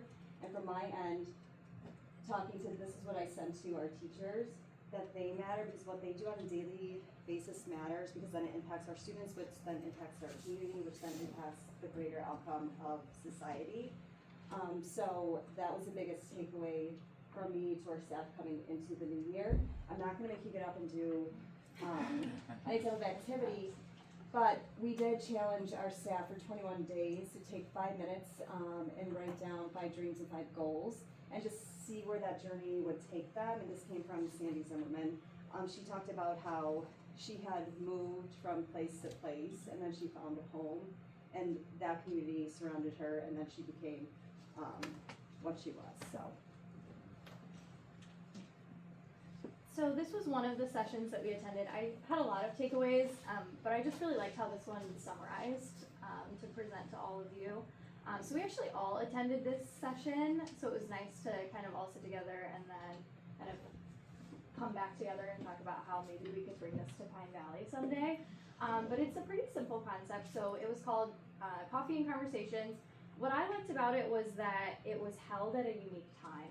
So usually when I hold events where we, bring in parents or community members, it's in the evening. But this one would be between morning drop-off times. So you kind of picture parents are already potentially coming to school and dropping off their children if they drive them. So they would have the opportunity to come in and have a cup of coffee, and it's very informal. But you are creating that sense of community. You're bridging that gap between the school building and the school professionals and the community members and the parents. And you just get together, you talk, you chit chat. They said it's a really good time to bounce ideas off of people. So like for me as a counselor, like, hey, I'm thinking about doing a parent night, and then they could say, oh, well, there's a basketball game that day, things like that. But it just kind of helps. It says, it helps address the current divide between families and schools. So I feel like sometimes that's kind of the feedback that we get sometimes. And they've seen a lot of benefits with doing an event like this, maybe monthly, and it strengthens relationships between families and staff, builds a stronger sense of community, and encourages parent buy-in, which I think is a really big thing for me, especially in my role, is to have that buy-in, especially like when we have evening events and we only have like 1 or 2 families show up. Maybe it would encourage them to come to the school more often, that we're like an open space for conversation to happen and we're not like, standoffish or anything. So that was something that I kind of liked. So first I'd just like to say again, just thank you so much for the opportunity for us to go to this conference. I can just say that just from all of us that when we went, we came back with this renewed sense of purpose of what we can do to our classroom, and just really inspired us to do better for the school. One particular meeting that inspired me was the impact of place-based education, and this school in particular really took an integrated work-based education within the school. So why that resonated with me so much is because, as Ms. Almeida said, that we have the New York State Blue Ribbon coming through the next few years, and one of the initiatives is to bring career education to our school. So some of the things that this school did, middle schoolers were led voter awareness in town halls. There was a Bruce coffee shop in which students ran a coffee shop. Teachers could go purchase coffee, students could purchase coffee, and the students got work-related experience. What was really nice about that is they were able to actually get paid through a grant and funding. So I thought that was really interesting. After talking about this, we all talked and we debriefed, and we realized that in our school, what we're really missing is a sense of business, a business background. So next year, after talking, we decided we're going to have a business map, which is our first time giving it in a school year. My hope for this particular program is that we can move forward with something like a school store or perhaps a coffee shop. We're still in the planning stages of that, but that's our goal, to give the students some real world life experience and to see what matters. What they're doing in school actually translates to real life, because we know when students are invested and they understand why they're doing it, they come to school more, engagement goes up, and also their achievement level goes up. So we're really excited to bring that, and that was one of the reasons, one of the things that came from this conference. Oh, that was more the sales one. Go ahead. So, excuse me, yeah, just also with what Danielle said, again, thank you guys very much for this opportunity.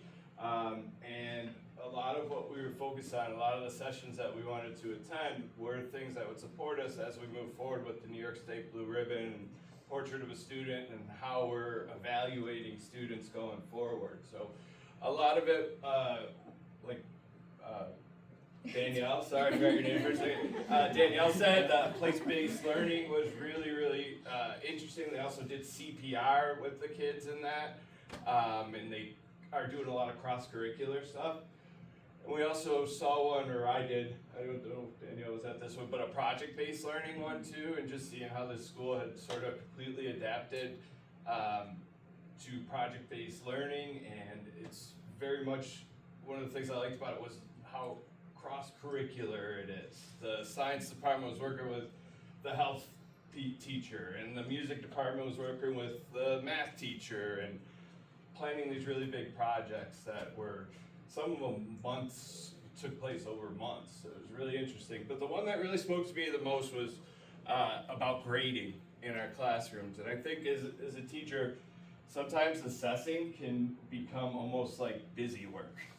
You know, you're instructing, you're planning lessons, and then it's like, oh, I gotta go grade these papers and put them in the computer. And the fact is, assessment is a huge part of the learning process, okay? And the question that they asked us when we came in was, what are our grades measuring? What do our grades really represent? And then what should we be measuring and what shouldn't we be measuring? Okay? And the idea is that the grades, if you go to the next slide, Ms. Almeida, the grades should be measuring mastery of our standards. But too often, grades become a way for us to manage behavior. You do a good job, you get some extra points here. You bring in extra tissues or something, I'll give you 5 points extra credit. And that's really not what our grades are supposed to be representing in this case. Okay? So another thing that was big for me, it has had kind of immediate impact in my class, was the idea about late work and remediation. So if a student gets 50 on a test the first time they take it, but if they retake it 2 weeks later they get a 75, does it matter when they understand the material, or is it just important that they ultimately do understand the material? Okay? And so that was really big for me, and it changed the way I thought about retesting and late work as well. So some stuff for going forward with this. They gave us an action planning tool that we were able to take and share. And there's also a couple of books here about making grades count and making sure that they are measuring the correct things. This was just an added thing. This was about embedding habits of mind for deep learning and school-wide growth. Something that we could share out with other teachers and our colleagues. You know, just good qualities that we're trying to instill in our students. And you could take one a day and talk about it, or however you want to present it to the kids. Again, thank you, and we do appreciate this. And we had some exciting news that we're going to share, just because it goes around with like schools of excellence. So when we began this journey together 5+ years ago, I shared with our faculty and staff we weren't where we wanted to be with our graduation rate. So we just released our graduation rate for 4 years for the junior senior high school building, and we're at a 97% graduation rate, and our district is at 92. When we began our journey, we were in the 60s and 70s. So that is a testament to our teachers. They're staying, they're investing in our community. The board, thank you for investing in us and our teachers.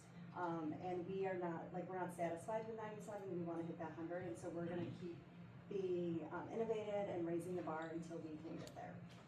So, thank you, and any questions? Thank you.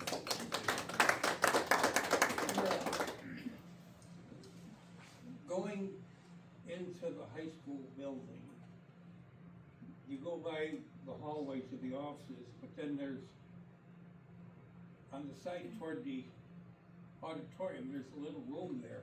Now back when the dinosaurs were roaming, the 8th graders had a store there, and you could buy pencils and tablets and crayons and that kind of stuff. And it generally ran early in the morning before the first bell, and then it ran during lunch. And it was convenience for the kids that got to school without a pencil, but it was also learning for the kids that were running the store. Yeah, absolutely. Do they do that? We don't have school store now. No. The hope is to put the school store back in with the business map, be their job. Okay. Can we just talk a little bit about place-based education? I've been doing some reading on it. I've been sitting with David Sobel, and he talks a little bit about it, but if you could talk about it a little bit for like K through 6 or 6 through 12, whatever. Yeah, so our focus was more on 6 through 12, and the idea with the place-based learning was incorporating the community and the things around the students and around where they live in their education. So, you know, Danielle, you can speak more on this, but. So they, for that particular example, they had groups from outside the community come in. So there was a group of students who worked outside, I believe was it a farming area, and they were able to get school credit along with some work-based education while they were in school. So that was, you know, really, it was very helpful for Yeah, and I them. could say we're definitely not experts in this area, but through our work with modern learners, we're going to be diving into project-based learning and then exploring like what that looks like here and how to take our learning and hands-on to apply it to make it relevant. I also they were giving away some free samples, and I grabbed a book on place-based learning. If you're interested, I'd be happy to drop it off for you if you wanted to take more of a look at it. I'm pretty familiar with David. I don't think, because I wanted to bring it up because I don't think people are familiar with what it meant, but David Sobel's work, I've looked at it quite a bit, and I'm very interested in it. So when you mentioned it, I was like, that's interesting. So it's good. You know, 30 years ago, there was a student here that had a few problems. Bob Wade, who was superintendent, and Clyde Rogers, and the kid made a deal. The kid could come to school in the morning and learn to read and math. In the afternoons, he went down to Clyde's shop and worked. And the guy's 50 now, and he is a successful businessman. Yeah. And it was when it happened that really worked out well for everybody. Yeah.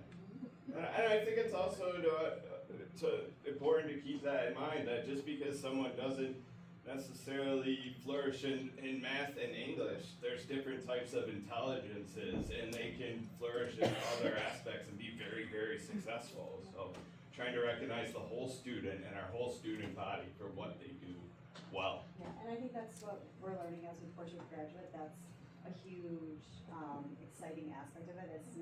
It's giving us more freedom to, you know, build that, like, what does that look like for Pine Valley? So it's not there still are the regions, but that's not gonna be the end game for our students. Thank you very much. Thank you. You guys have made it 90%. You don't have to leave.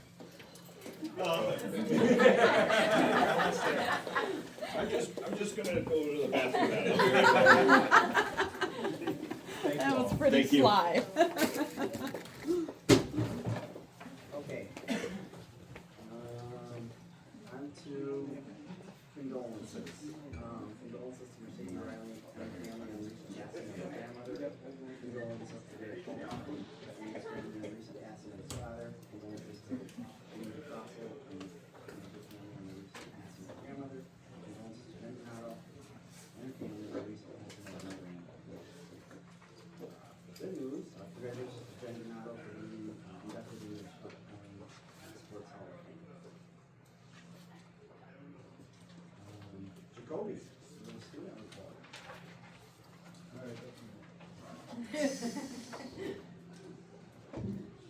Yeah, so we're halfway through quarter 3 this year.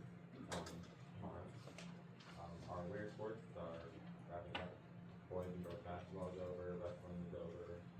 The only one left is unified bowling and sometimes during this month. And then our spring sports like baseball and everything starts up in March. And then our honors breakfast is on March 6th at 7:30.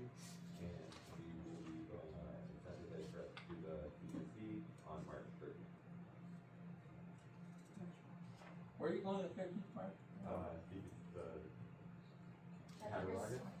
Cater Artist Community Center down in our curve. Oh, okay, good, have a good time.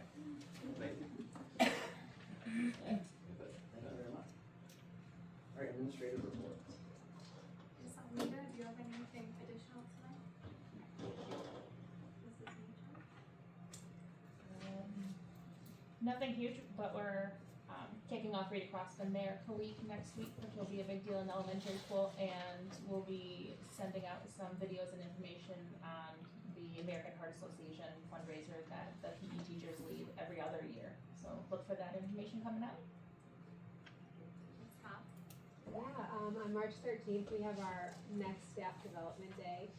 And the theme of this is staff appreciation and wellness. So much like last year, we got a lot of really, really good feedback from our teachers and staff and transportation department that they enjoyed the day. They got a lot of use out of it. So we're kind of replicating that again. A few little different opportunities for them available. But I'm really looking forward to it. We send out the schedule today. There's a little bit of something for everybody, so it's really cool. I'm looking forward to that.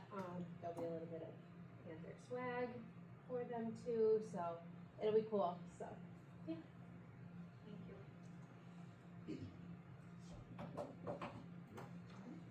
Thank you. All right, so we move on to 7, adjustments to the agenda.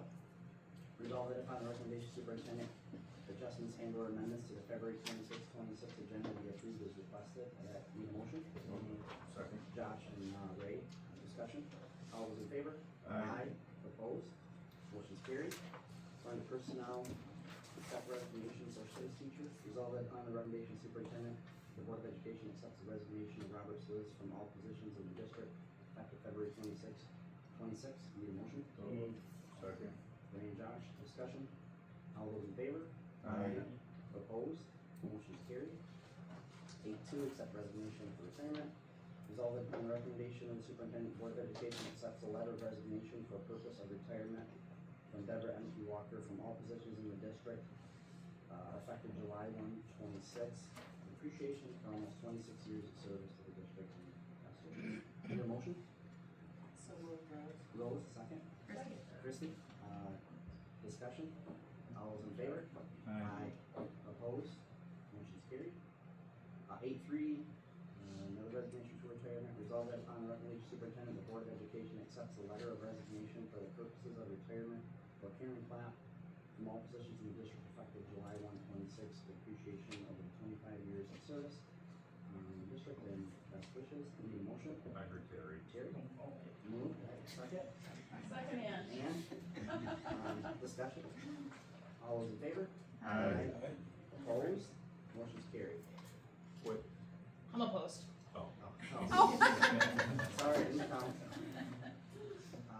8.4, another retirement. Resolved that upon the recommendation of superintendent, the Board of Education accepts letter of resignation for purposes of retirement from Deborah Youngberg from all positions in the district effective August 7, 26. With appreciation of 20 years of service in the district and best wishes. Need a motion? Second, Ray and Rose, discussion. All those in favor? Aye. Opposed? Motion's carried. Another retirement. Resolved that upon the recommendation of superintendent, the Board of Education accepts a letter of resignation for purposes of retirement from Leslie Milliman from all positions in the district effective September 27, 26. With appreciation for over 35 years of service in the district and best wishes. Need a motion? Terry? Second, Rose? Discussion? Abstain. Christie. You are? Yep. I have a question. Is she staying on until September 27th to coordinate with any person coming in? That's her birthday. Okay. She turns 65. Just that. I don't know. All those in Get a favor? chance to read her letter, she would really like you. She put a lot of thought and effort into it. All those in favor? Aye. Opposed? Motion's carried. That is a lot of years of service. She's been here longer than I was ever in No, I kindergarten. know. Well, her and combined. Oh, combined all of them, that's 100 years we gave them. Okay, consensus. Resolve that upon the recommendation of superintendent, hearing no objections, agenda items 10.12 including 12.2 be approved. And further resolve these items shall be listed individually in the minutes of this meeting. I need a motion. Move, Josh. Josh, second. Second. And goes through 1, 2, 3 pages.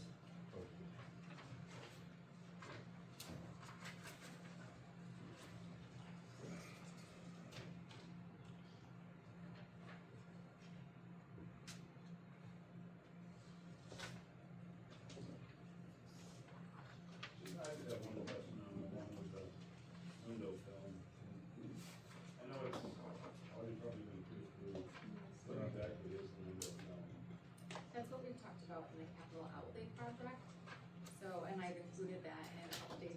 you that it's part of our safety I upgrades. understand all that. And then it's by 3M, and so it's safety, it also helps like with the shatterproof glass, and then it helps with heat reduction, so we're doing that in elementary. And then we're So also is it- looking It's at 10. final. It It's 10. rejects UV rays.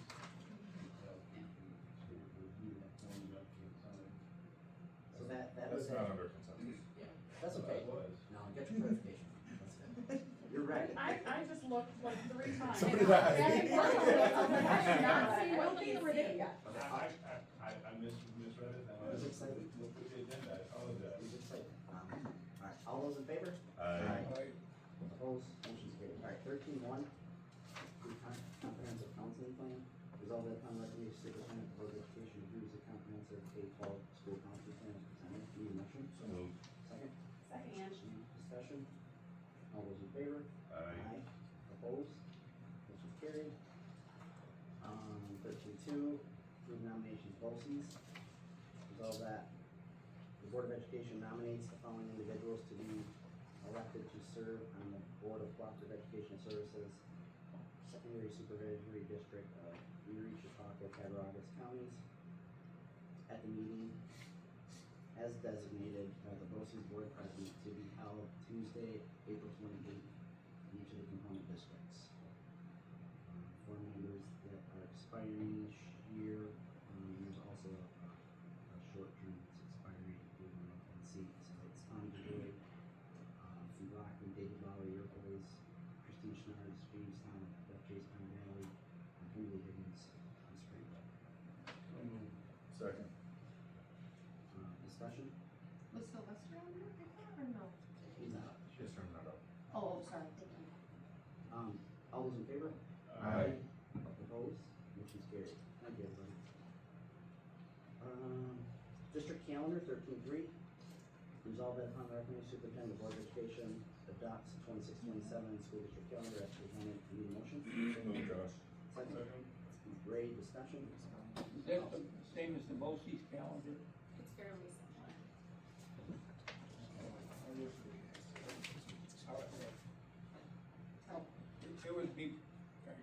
It would be better if it exactly aligned with BOCES, because, but if we can't do it, we can't do it. It doesn't impact students if we're not, there are things that we aren't aligned with exactly, but it doesn't impact our students. Is there, when you go to your meetings, I remember Marlene's presentation way back, how long ago was that, Jeff? 15 years?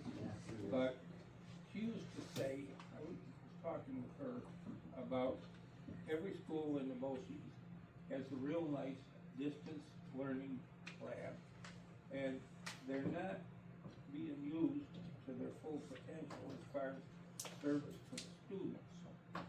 And Marlene said what it needed was a common bell schedule across the BOCES. Is there ever any discussion of that? Yes, yep, we talked about that, Larry, that's the committee that I'm on at the regional level. Okay. And that was Yes. one of our points that we brought up in our survey back to be included in the regionalization meetings, that that was one of the topics that we were for. It would be a great thing if it had. Yeah. Absolutely. Sure would. Alright, all those in favor? Aye. Opposed? Motion's carried. Approved bid awards. 13-4. Resolved that the Board of Education approves the following construction contract as part of the 25-26 capital outlay project. For the elementary signage, it's awarded to Take Form in the amount of $31,731. I need a motion. So moved, Josh. Second. Second. And discussion? Yeah, shouldn't this be the 23 project? This Why is is it- Outlay. This is capital outlay. Oh, that's the $100,000 we put in there every year. Yep. To spend it, Yep. right, again, Yep. to spend at our discretion. Yes. Okay, thank you. Alright. All those in favor? Aye. Opposed? Motion's carried. 13-5, window film. Sorry. Resolved that the Board of Education approves the following construction contract as part of the 25-26 capital outlay project. Elementary window film awarded to Birch Construction Incorporated for the amount of $52,521. I need a motion. So moved.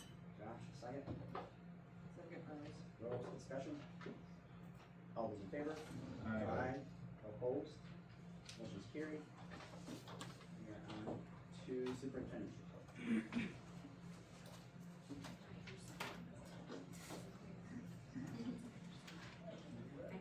report. Well, thank you all for hanging in tonight. We had a lot of information. I have a little bit more to share with you. I'm very pleased to hear from our teachers and our administrators tonight. And you can see the themes tying together with what the district is working on together, focused on our priorities. And we've mentioned this when we're reviewing the budget, when we talk about those budget lines for professional development. And I'm hopeful that you can see the return investment on that and what we'll continue to see from our teachers as they come back invigorated. Those presentations were all stacked, just wanted to reiterate, because we had some weather issues. It would not have been all the same evening, but again, it was great to hear from them and to see them so happy about what they learned and then seeing it in their classrooms. I will also be traveling. We do have some students headed to the New York State Farm Show. Also ties into what we're talking about with expanding on agriculture. I'll get to see them as well when I'm there. We have a booth our family does for our family business, so I'll be heading there tomorrow. They stop by and see my husband. Maybe he'll have some swag for them when they come by. We are also heading to the New York State Council of School Superintendents, so I'll definitely be echoing that I'm from a rural district when I'm being picked up in Syracuse by some colleagues to head from the farm show to the superintendent's conference.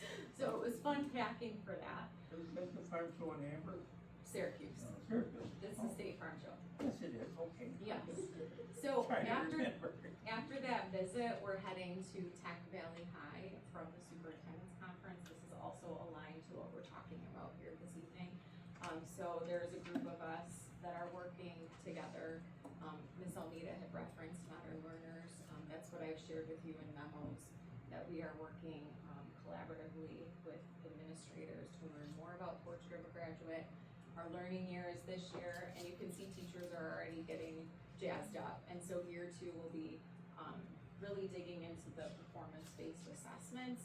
But this visit has been scheduled because we're a part of that learning, and they typically charge groups to come in.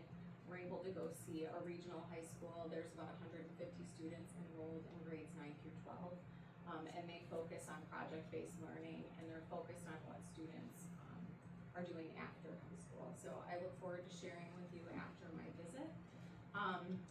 And also ties into what we've been talking about. We have several of our students that attend BOCES programs. I shared with you little tidbits from Erie to BOCES as they share information with us as superintendents about the upcoming capital project. So Erie to BOCES is putting a capital project forward this year. The process is a little bit different than what you're used to, and if you've been on the board, you've had this experience before. So they are going through an intermunicipal agreement. So this means that the component districts share that capital charge, and they also have to have a unanimous vote from districts.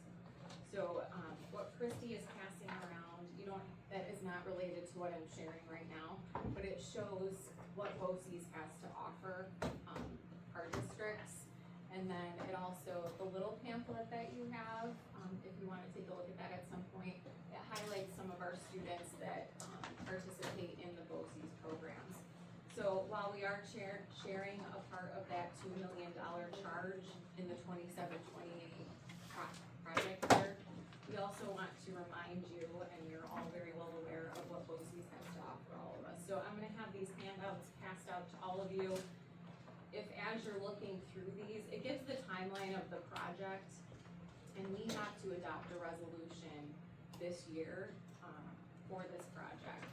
So it gives you the scope of the $49.5 million project, and it impacts all of their buildings. So they do need approval from component districts.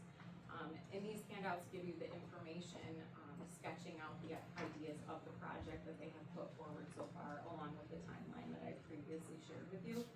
If as you find you're going through this information, you have questions, please get those to me, and then I can reach out to BOCES and find out more information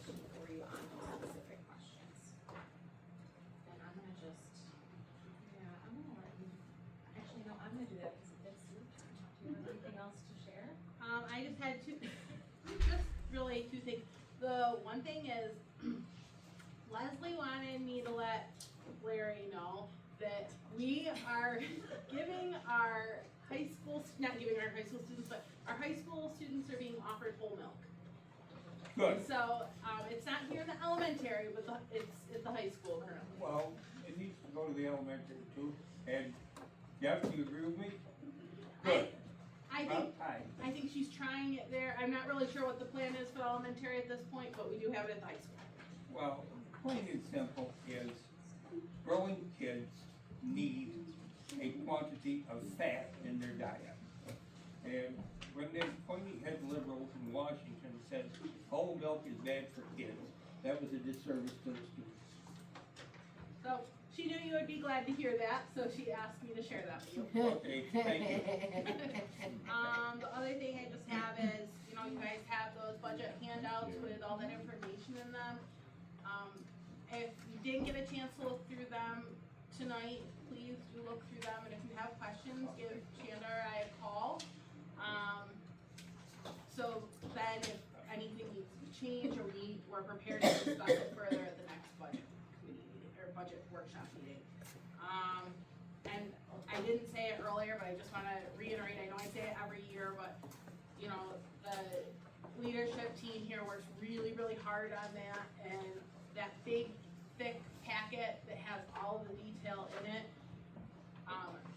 Shannon and I go through that multiple times, and each individual principal, Paige, Terry, Dave, Chrissy, we all go through their individual pieces, you know, multiple times, just to make sure that there's nothing in there that we don't feel is, there that we, you know, don't feel is inappropriate. So I just wanna give everybody kudos, because they really do a nice job. And then the next budget workshop, we'll be talking about reserves. That's it. Thank you. Roundtable. Ange? Why did I plan? I don't know, I was mixing Did you know I had to talk tonight? No, I didn't. Oh, okay. So yesterday I had a meeting, with some people in Shanna's office. The Grading Coalition. Oh, like, what was that called? It was about the portrait of a graduate, and what it kind of looks like for Pine Valley moving forward. And at this point, basically Pine Valley is still, determining what that is going to look like. If you look up portrait of a graduate online, and there's like 6 little like categories. And they're working on I can statements, for Pine Valley. Just for example, one of the examples is being an effective communicator, and one of the I can statements is, I can listen with the intention of understanding and not just responding. And so basically it's just moving forward with how it's going to look like in a few years from now, when our students are graduating, and kind of what standards they have to meet at Pine Valley, when they will no longer be required to pass regions. And that's what I've been up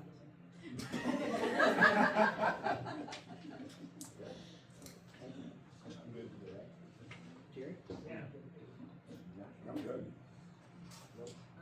Unified Bowling had their last, games today, and then next week, Tuesday is the big playoff. 300 kids are going to be at Jamestown Bowling Lane at 8 o'clock in the morning. Until, yes, 300 kids plus families, plus, you know, teachers' assistants and all that. It'll be a fun time, it really is. And then Unified, basketball, which is starting very shortly. Nothing for me. I'm pretty good, thank you. I'd say I'm average. I have just a couple quick things. First, just these, you guys got these things. These are really great information, highlights of what we're using. It's a really nice package to put together, so I encourage you all to look it over. And I have 27 others if you wanna look at any other districts. It's interesting sometimes to see the usage or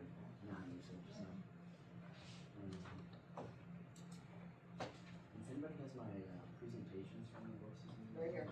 Okay, great, thank you. I just tried to share those with you guys to come up through what we have for presentations as well. He's got boxes at home that he references. Boxes. I just wanted to let you guys know, I did have my annual meeting with Patrick Longo from New York State School Boards Association. They reach out to board presidents every year. It's really just kind of a refresher on services they offer. We don't use everything, but we use a lot with them. But I just really wanted me to remind you all that you all can use it. It's all an access that you have. There's a lot of resources on there. As if you need stuff, you can call them for clarification. But that's really it. There's really not much in the discussion. I guess just Nicole and I attended the legislative workshop that was on Zoom on last Thursday or Wednesday. Yeah. It was great. Greg Burke spoke. It was very informative.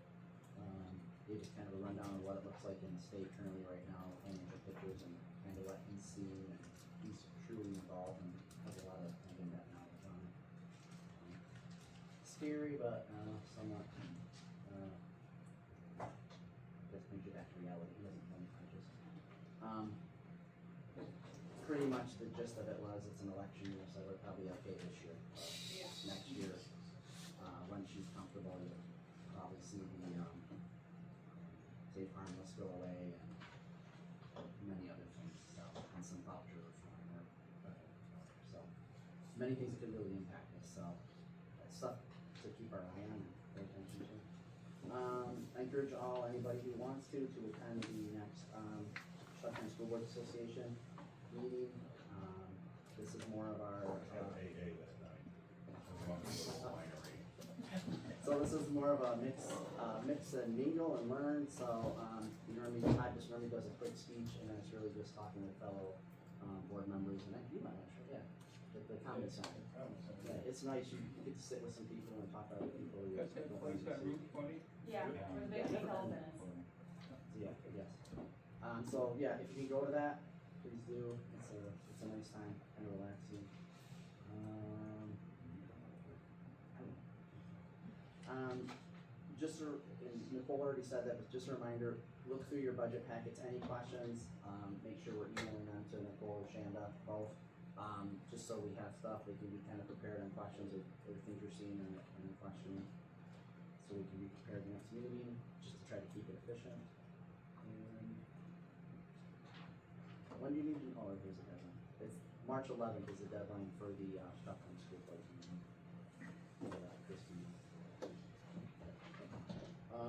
Pay attention to our future important dates.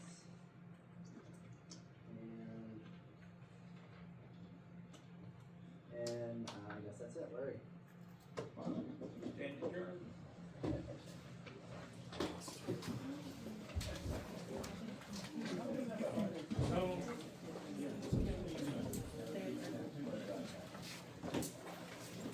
Hey, John, only for the lawsuit from Highward tomorrow.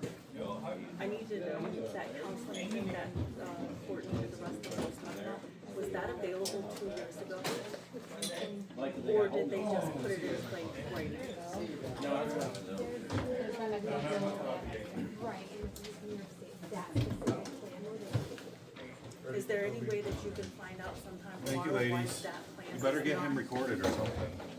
was not offered to my children? If it was a race thing, a hate thing, whatever, I do not care. I've heard that. I can look into it. I don't have one at this moment. And then I also need to get with you about Jada Sterling, because that's the other lawsuit we're about to file, because she needs a liaison. On the record, on the thing, it says that she is the liaison, and Hyde told us that they are refusing to give her one. And she is technically just a member. We have not filed